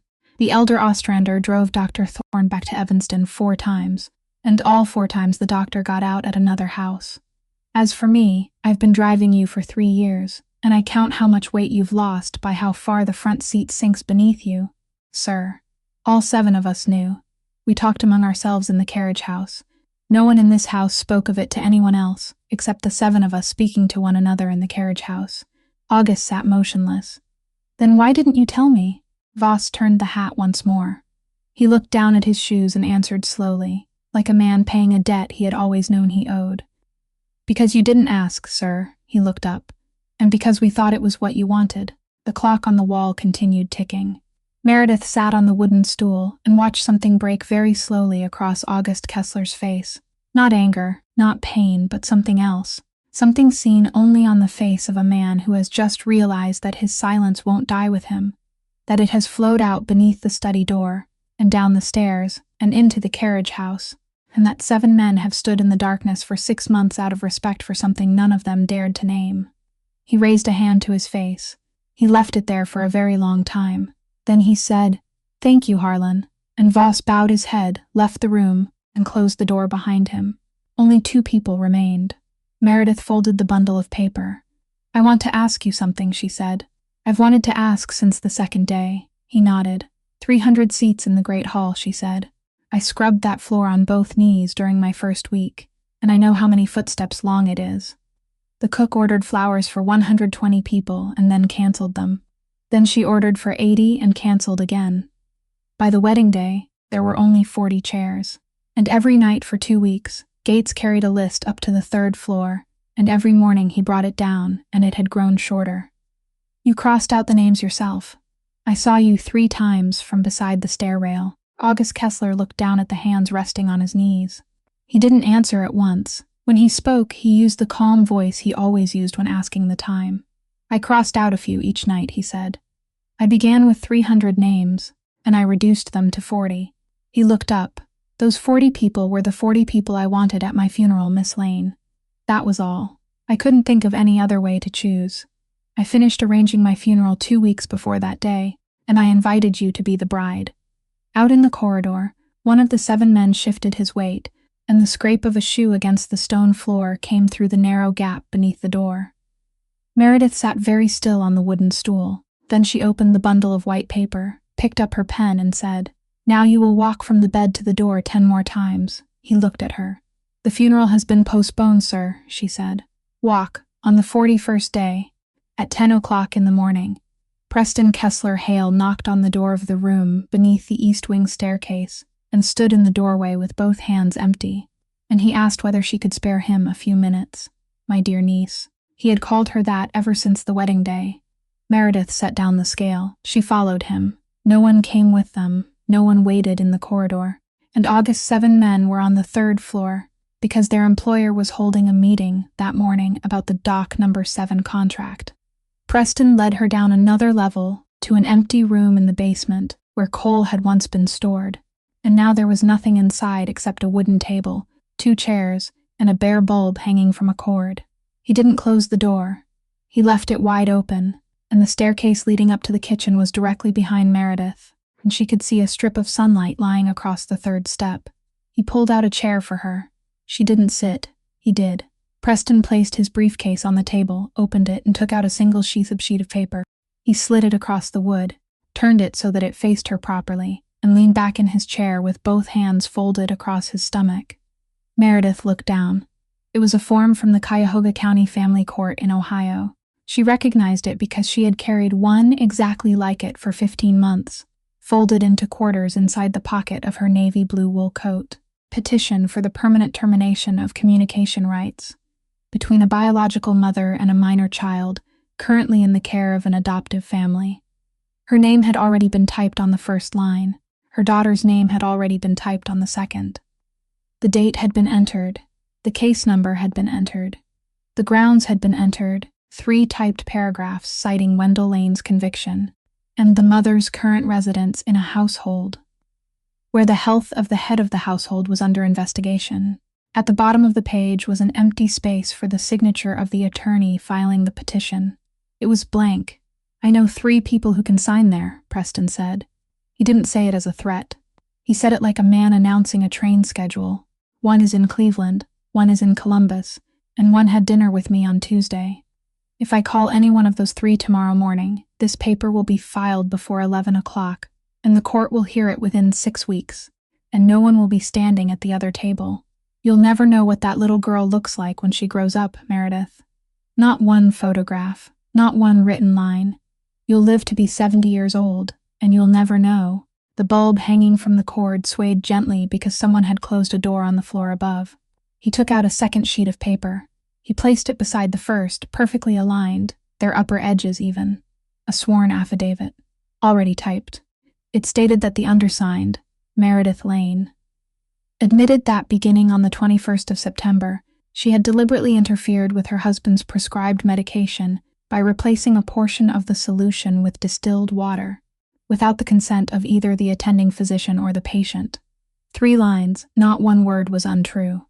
He placed his heavy fountain pen on the table between the 2 pages and pushed it forward with one finger. "You aren't being held here," he said. "The door is open. You may walk upstairs and leave through the gate whenever you wish, and I won't lift a finger." Meredith looked at the open door. She looked at the strip of sunlight on the 3rd step. She picked up the pen. She signed her name beneath the affidavit in the tiny grain-like handwriting her father had taught her.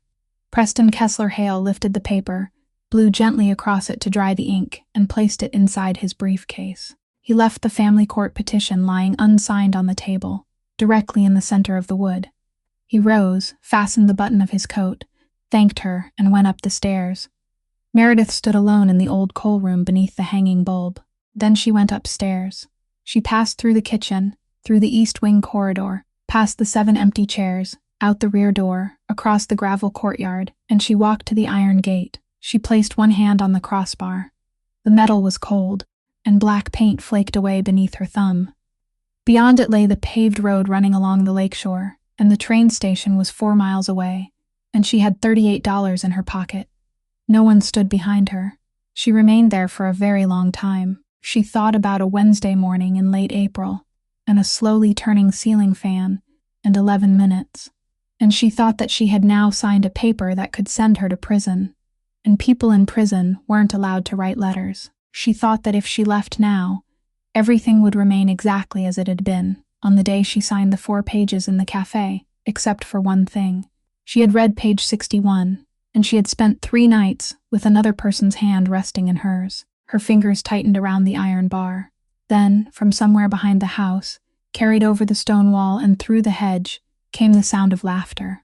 A child's laughter, loud and confident, burst at once, fading, then bursting out again. Somewhere on the other side of that wall, someone had just read aloud a label pasted to a wooden drawer and mispronounced it, then laughed at himself before anyone could correct him.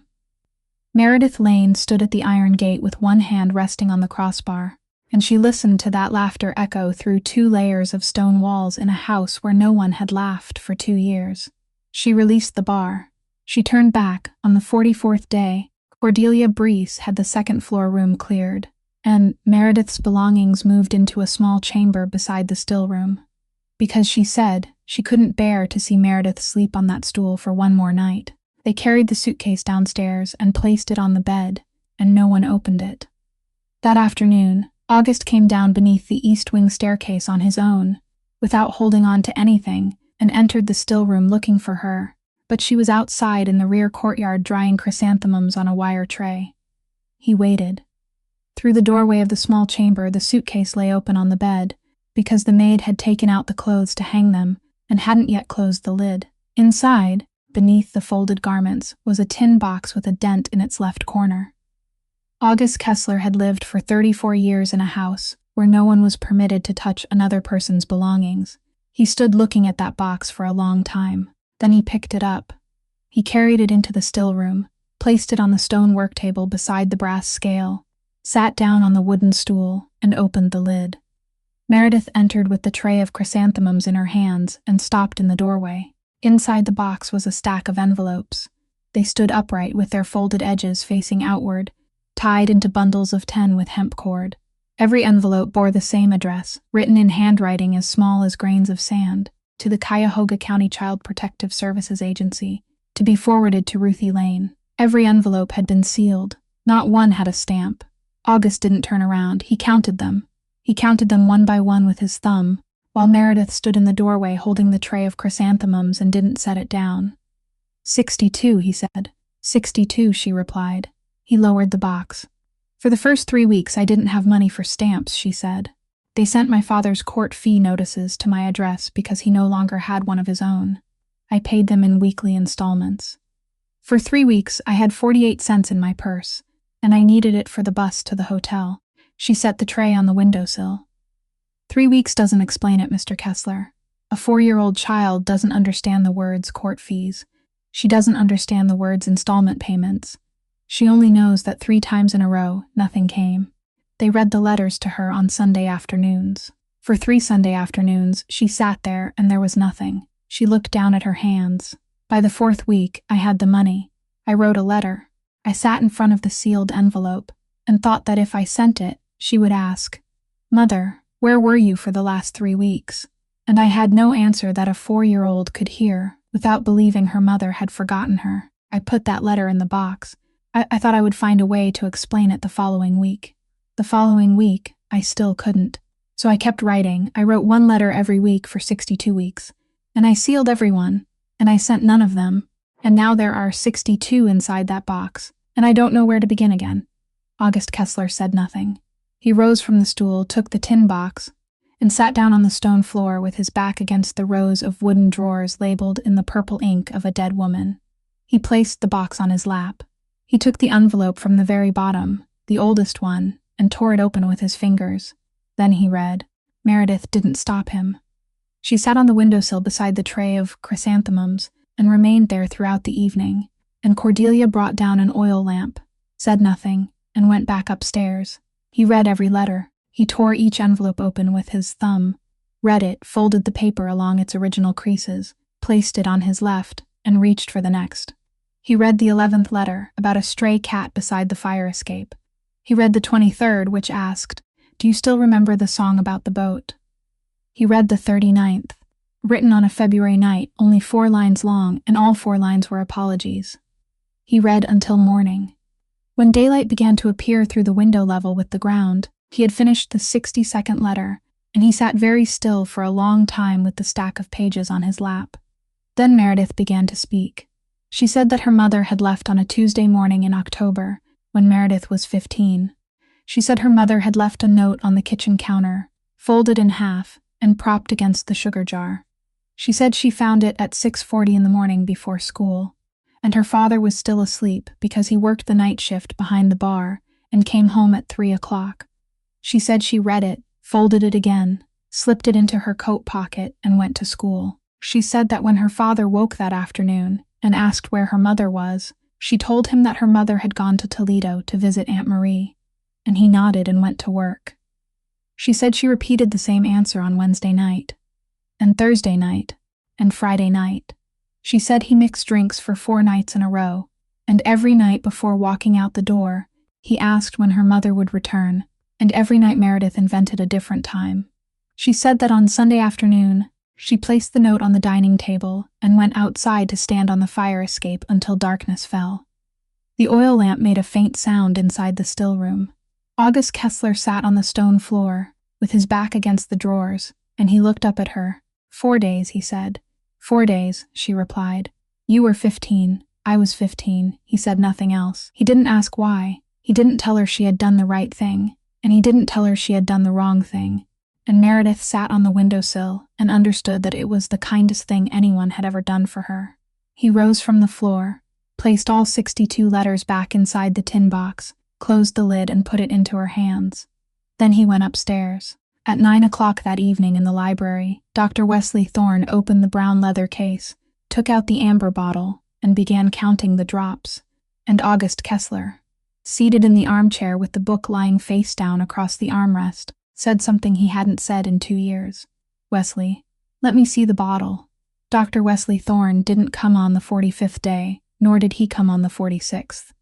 He telephoned in a solicitous voice and said there was a conference in Milwaukee, and he sent enough doses for 1 week in a sealed paper box that Gates received at the front door. August didn't open it. He placed it on the writing desk on the 3rd floor, between the colored glass lamp and the checkbook, and left it there.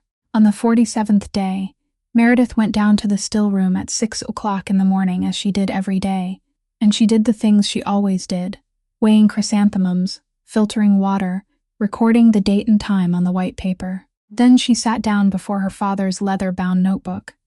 She turned to page 61, to the table of concentration calculations, to the 4 words written in pencil that had faded beneath the touch of hands over 20 years. She had opened to that page 26 times in 26 days. She had never turned farther, because 3 pages remained after page 61, and the final page had been fastened to the back cover with a strip of cloudy adhesive tape, applied carelessly, applied by a trembling hand, and in the 9 months since they had sent the notebook back to her with an empty leather wallet and a pair of eyeglasses, she had never touched it. She had told herself that he had sealed it because the page was torn. On the morning of the 47th day, Meredith Lane picked up the fruit knife and cut through the tape. The handwriting trembled. It wasn't the writing as small as grains of sand that he had taught her. This was the hand of a 60-year-old man writing during the final evening he would ever be allowed to sit in his own kitchen. "Mary, if you are reading this, then I didn't tear it out in time. I meant to tear it out. 3 times I left it here, and 3 times I taped it back in. I don't know any other way," she continued reading. 20 years ago, behind the bar at the Rothmore Hotel, her father had mixed a drink for a man. The man had sat on the 4th stool from the end. He drank Islay malt whiskey. He spoke loudly and laughed loudly, and left a $20 tip. Her father had put something into that glass, something a man in a suit had given him in the hotel garage. The man had told him it would only make the customer ill. He had said that her father had a daughter who was 7 years old, a debt, and a bar he wouldn't still have by the following year, and he had promised to take care of her. He had said it slowly and looked directly into her father's eyes, and her father had believed him. The man on the 4th stool died 3 weeks later. Her father read about it in the newspaper. He read the man's name, went into the employee washroom, and sat there until his shift ended. The man in the suit didn't keep his promise. He never returned. Her father waited for him for 20 years behind that bar every night, and the man never walked through the door again. Then last year, they came to arrest her father, and he understood that the man had returned, except this time he hadn't needed to walk through the door. Her father told no one, and he wouldn't tell anyone, because if he did, Meredith would become the daughter of an informant, and he had read enough newspapers to know what happened to the children of informants. He accepted his sentence. He remained silent. He sat there and wrote this. "I am not asking you to forgive me. I have no right to ask that. I am asking only one thing of you, Mary. Never trust a kind man. A kind man is someone who knows exactly what you are missing. Trust the one who can smell what doesn't belong." Meredith Lane sat on the wooden stool in the room beneath the east wing staircase, her father's leather-bound notebook lying open on the stone work table, and she read the page 3 times. Beyond the window level with the ground came the scrape of a shovel across gravel. The gardener was clearing the beds. Her father had mixed that drink. Her father had killed the father of the man sleeping on the 3rd floor. The man whose hand she had held through an entire night. The man who had sat on this stone floor for 7 hours, reading 62 letters written to a child he had never met. 3 weeks after that man drank the whiskey, he lay bedridden on the 3rd floor of this house, and Cordelia Bryce carried water to him every evening, and a 14-year-old boy sat beside the bed counting every breath. Meredith closed the notebook. She placed both hands on its leather cover and sat perfectly still. Then a thought came to her, quietly, slipping in like cold water rising through the crack beneath a door.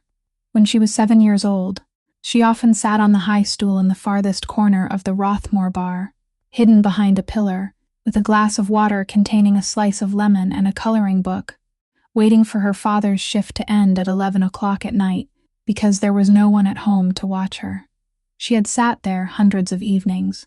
She remembered the smell of wood polish. She remembered the sound of glasses touching. She remembered the way her father stood with his back to the room, his shoulders slightly raised whenever he mixed a drink for someone. The fourth stool from the end was exactly 3 steps from her high stool. She would never know for certain whether she had been sitting there that night. No one remained alive to ask. Meredith Lane rose.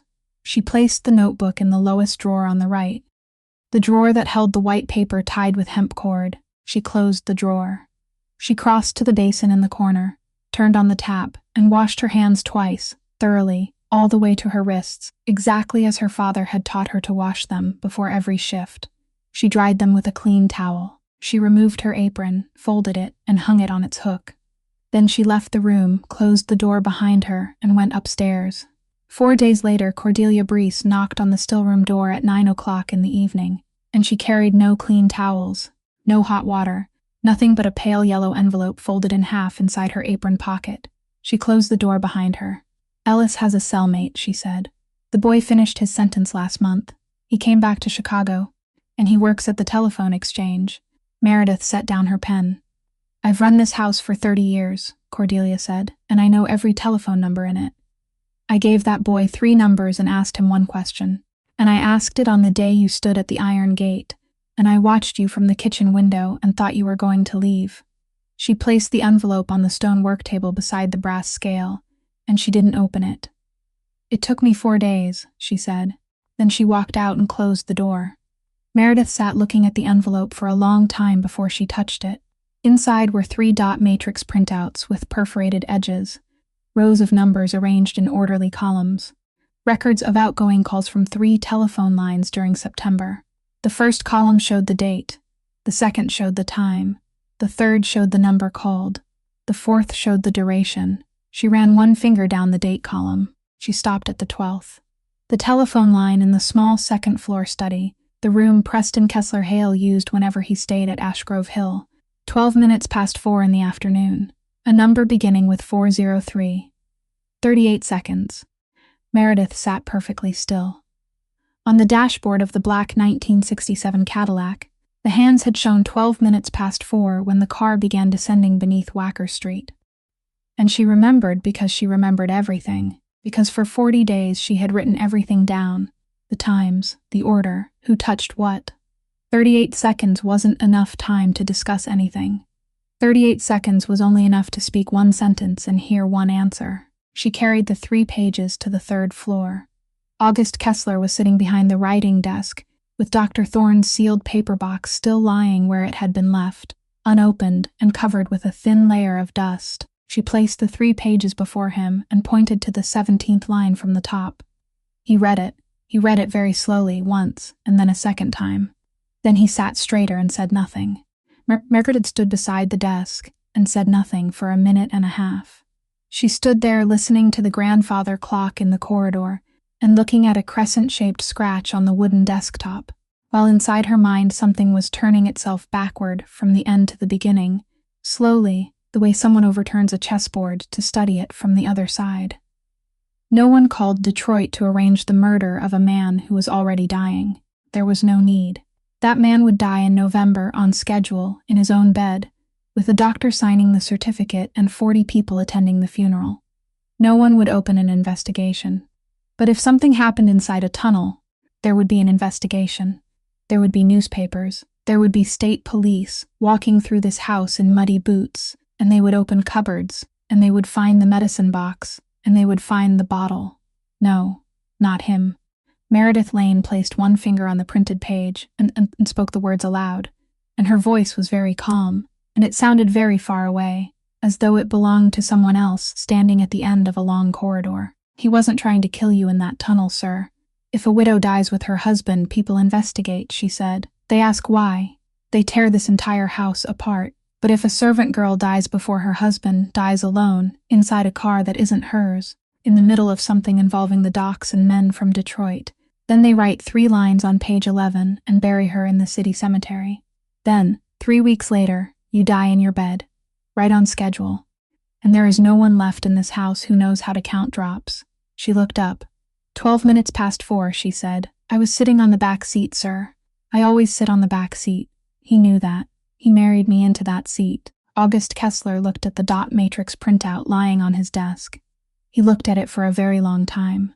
Then he pushed back his chair and stood, and he walked 3 steps to the tall window overlooking Lake Michigan. And he stood there with his back to her, both hands clasped behind him, while outside, darkness had fallen over the black water, and the lights of a freighter moved very slowly toward the north. He remained that way for so long that Meredith began to hear the sound of her own breathing. Then he said 2 words. So that's it. He didn't turn around. He said nothing else, not that night, not when Cordelia carried up the dinner tray and brought it down again untouched, not when Meredith closed the door and went downstairs. He stood at that window until 2 o'clock in the morning. Gates, passing through the corridor at 1 o'clock, later said that the master was still standing in exactly the same place, and that not one lamp was burning in the room. On the 53rd day, Mr. Prue and his son left the garden at 10 minutes before 5, as they did every day, and Meredith heard 2 whistles beyond the gate, and then the hedge fell silent again. August's 7 men had been gone since noon. They had left because August told them to leave, told them to go down to dock number 7 and wait at warehouse number 9, and he didn't say why, and Harlan Voss didn't ask. The only people left in the house were Gates, counting the silver in the wine cellar, the head cook, who had gone home at 3 o'clock, Cordelia Breese, Meredith Lane, and the man sleeping on the 3rd floor. At 4:20, Cordelia sat at the wooden table in her room beside the kitchen and began to write. She wrote with a ballpoint pen on a sheet of graph paper, and she wrote slowly because her hand had grown stiff and because she had never written a formal statement in her life. She stated her name, her age, and the position she had held in that house for 30 years. She described a night in December 20 years earlier, a glass, a strange smell, and she stated that she had carried that glass to the 3rd floor and knocked on the door of a man named Emery Hale. She recorded every word he had spoken. She recorded the funeral and the handkerchief. Then she described an evening 7 years earlier, when the same man had stood in the doorway of her room and spoken 1 sentence about a son imprisoned in Joliet. She wrote her son's name. She wrote his case number. She wrote that he had 5 years remaining on his sentence, and that she fully understood that what she was writing would be read by people with the power to decide whether those 5 years became longer or shorter, and that she was writing it anyway. She signed her name. She folded the paper, placed it inside an envelope, sealed it, took a stamp from the drawer, and fixed it to the upper right corner. She addressed it to the Illinois State Penitentiary in Joliet for inmate Ellis Breese, and she placed the letter in the middle of the table, propped against the salt jar where anyone entering the room would see it. Then she rose. She removed her apron. She hung it on the hook behind the door. She smoothed both sides of her dress. At 4:45, the dark blue-green car stopped at the eastern entrance, hidden behind the carriage house, and no one rang the bell. Cordelia Breese climbed 2 flights of stairs. She went slowly, 1 hand on the banister, and paused on the landing beneath the brass lamp to catch her breath. Then she continued. She stood before August Kessler's bedroom door with her back against the wood, both hands hanging at her sides, and she held herself straight in the way a woman stands when she has no fear left. Preston Kessler Hale reached the final stair and stopped when he saw her. For 3 seconds neither of them moved. He smiled. He said, "Mrs. Bryce, go back downstairs." "It's cold up here." Cordelia Bryce didn't move. "I stood aside for 20 years, Mr. Hale," she said. "If you want to pass, then pass." He went through her. Down in the kitchen, Meredith Lane was washing her hands. She had finished weighing 3 batches of chrysanthemums and had gone upstairs for boiling water, and she turned on the faucet and washed her hands twice, thoroughly, all the way to her wrists, exactly as her father had taught her to wash them before every shift. Water flowed between her fingers. Beyond the kitchen window, the November sky was gray, the lake was flat, and there was no wind. A sound came from the floor above. It was brief. It was no louder than a heavy door closing, no louder than a stack of plates falling onto carpet. It traveled through the kitchen ceiling once, and then vanished completely, and the silence that followed was thicker than anything Meredith had ever heard. She raised her head. She stood motionless before the sink, both hands still covered in soap, and stared at the ceiling. The water continued running. It passed between her fingers and down the drain and made exactly the sound it made every morning. Then she ran. She ran through the kitchen corridor, through the wooden door, up the back staircase, 2 steps at a time, 2 steps at a time, her wet hand sliding on the polished banister, and she heard her own feet striking the carpet and nothing else. She reached the landing. She reached the 3rd floor. The corridor was empty.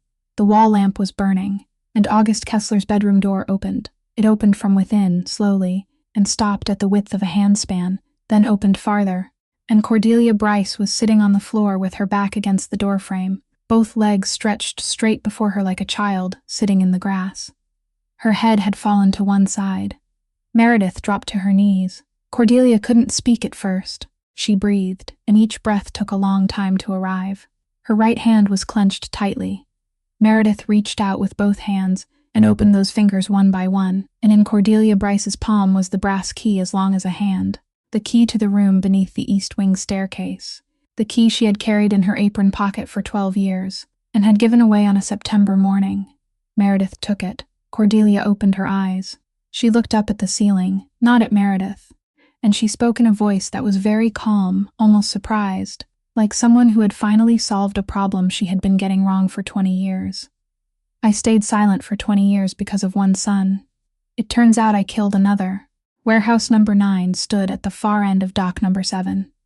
A concrete structure 70 yards long with a corrugated metal roof and 12 high-intensity lamps hanging from the rafters. And at 8 o'clock on the evening of the 55th day, the southern rolling door rose and the black 1967 Cadillac drove inside. August Kessler stepped out. He wore his gray coat buttoned, and he carried nothing in his hands except a thin leather case. His 7 men stood in a line along the western wall, 3 yards apart, their hands held before their waists. Harlan Voss stood at the head of the line. Lonnie Marsh stood at the end, in the center of the warehouse, between 2 rows of cargo crates stacked as high as a man's head. Preston Kessler Hale stood beside a pile of wooden boxes with 12 men behind him. He wore a gray suit. He hadn't removed his coat. He watched his nephew approach, smiled, and said, "You're far too thin, August." Meredith Lane stepped out of the back seat. No one had told her to come. No one stopped her. August didn't turn to look at her even once. He walked to the stack of wooden boxes, placed the case on top, opened the clasps, and removed a small tape recorder covered in black leather, the kind with 2 reels and a round speaker. He set it on the wood. "The desk lamp in my study," he said, "the colored glass lamp. You always said it was beautiful. You told me it was the only thing in that house still intact from grandmother's time." He pressed a button. 10 months, Uncle Preston, inside that concrete warehouse, beneath 12 high-intensity lamps. A voice began to emerge from the round speaker. It was rough with static, but it was clear. It was the voice of a man speaking on the telephone in an empty room, and it was warm and calm, and Meredith recognized it by the second word. The voice spoke about a loan secured by 30% of the shares. It spoke about an audit scheduled for the 30th of November. It told the person at the other end not to worry, that August wouldn't live until then, that everything had been arranged 2 years earlier, but that now the process had to be accelerated. Then the tape continued, and in another passage recorded on a September morning, the same voice said very softly, very naturally, almost casually, "There will be a great deal to do this morning. Take his medicine box down to the kitchen and wipe it clean for me." People so often forget the little things. Meredith stood beside the Cadillac and heard her own voice answer, "Yes, sir," and she heard her own footsteps leaving that room. The tape continued, and the voice began to read names. It named a man called Cutter, and it told the person at the other end that if Detroit needed a name handed over to them, they could use his. It named the Ostrander brothers.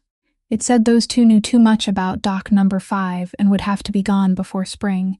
No one in the warehouse moved. 12 men stood behind Preston Kessler Hale, and 3 of them had just heard their own names. The tape reached its end. The empty reel continued turning with a dry clicking sound, and then August reached out and switched the machine off. No one spoke, no footsteps moved. Then the man at the far left turned and stepped out of line. The second man followed, then the third, the fourth, the fifth. They didn't run. They didn't speak. They simply turned their backs on the man in the gray suit and walked toward the northern rolling door, all 12 of them at once, in silence, and the sound of their shoes against the concrete floor was the only sound in 70 yards of warehouse. Preston Kessler Hale stood alone beside the wooden boxes. August stepped forward and stopped before him. "You taught me to tie a fishing hook at Lake Geneva," he said. "You kept me weak for 2 years, and I allowed it because I believed it was justice. Then 10 weeks ago, you suddenly needed me dead, not weak anymore, but dead before the 30th of November. What happened 10 weeks ago, Uncle Preston?" Preston didn't answer. "And you needed someone," August said. "You didn't find her." He paused. He didn't look toward the Cadillac. "You called the Cleveland police 22 months ago," he said. 4 months later, they arrested her father.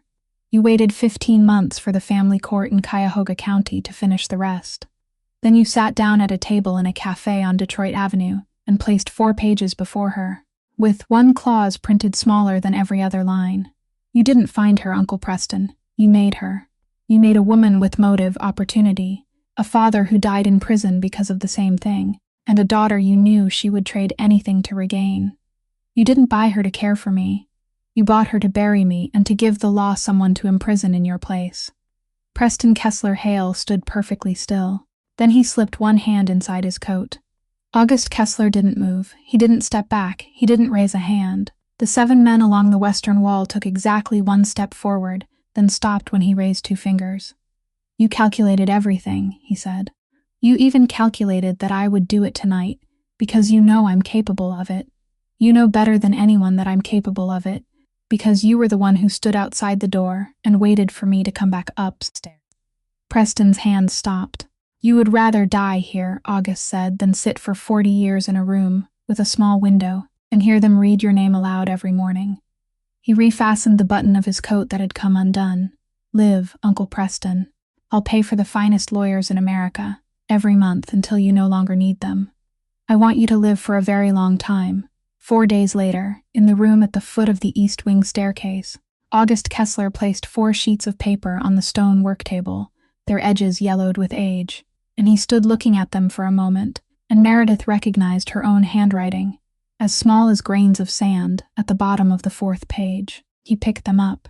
He tore them in half, then into quarters, without haste, without ceremony, like a man tearing up a bill that had been paid long ago, and he dropped the pieces into the white porcelain bowl his mother had once used for mixing herbs.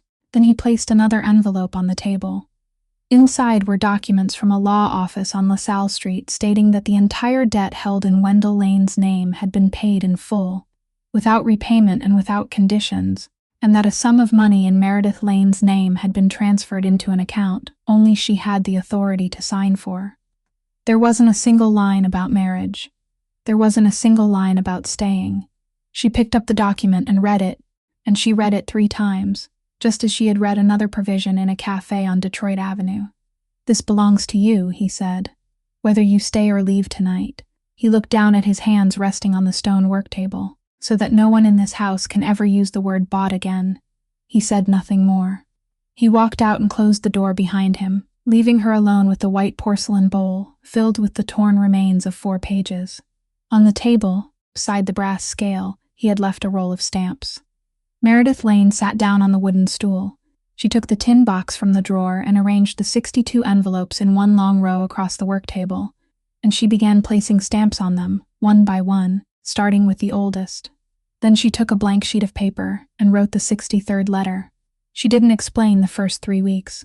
She didn't mention the 48 cents, the bus, or those 3 Sunday afternoons. She kept it very brief. She wrote that lately her mother had been working in a room filled with drawers, and every drawer had a name. She wrote that there was an 11-year-old boy who often misread those names and laughed very loudly. She wrote that grandfather had taught her something when she was her daughter's age, and only now had she finally understood why he had taught it to her. Then she wrote the final line, and she wrote it slowly. "I have learned how to smell the things that don't belong where they have been placed. Someday I'll teach you."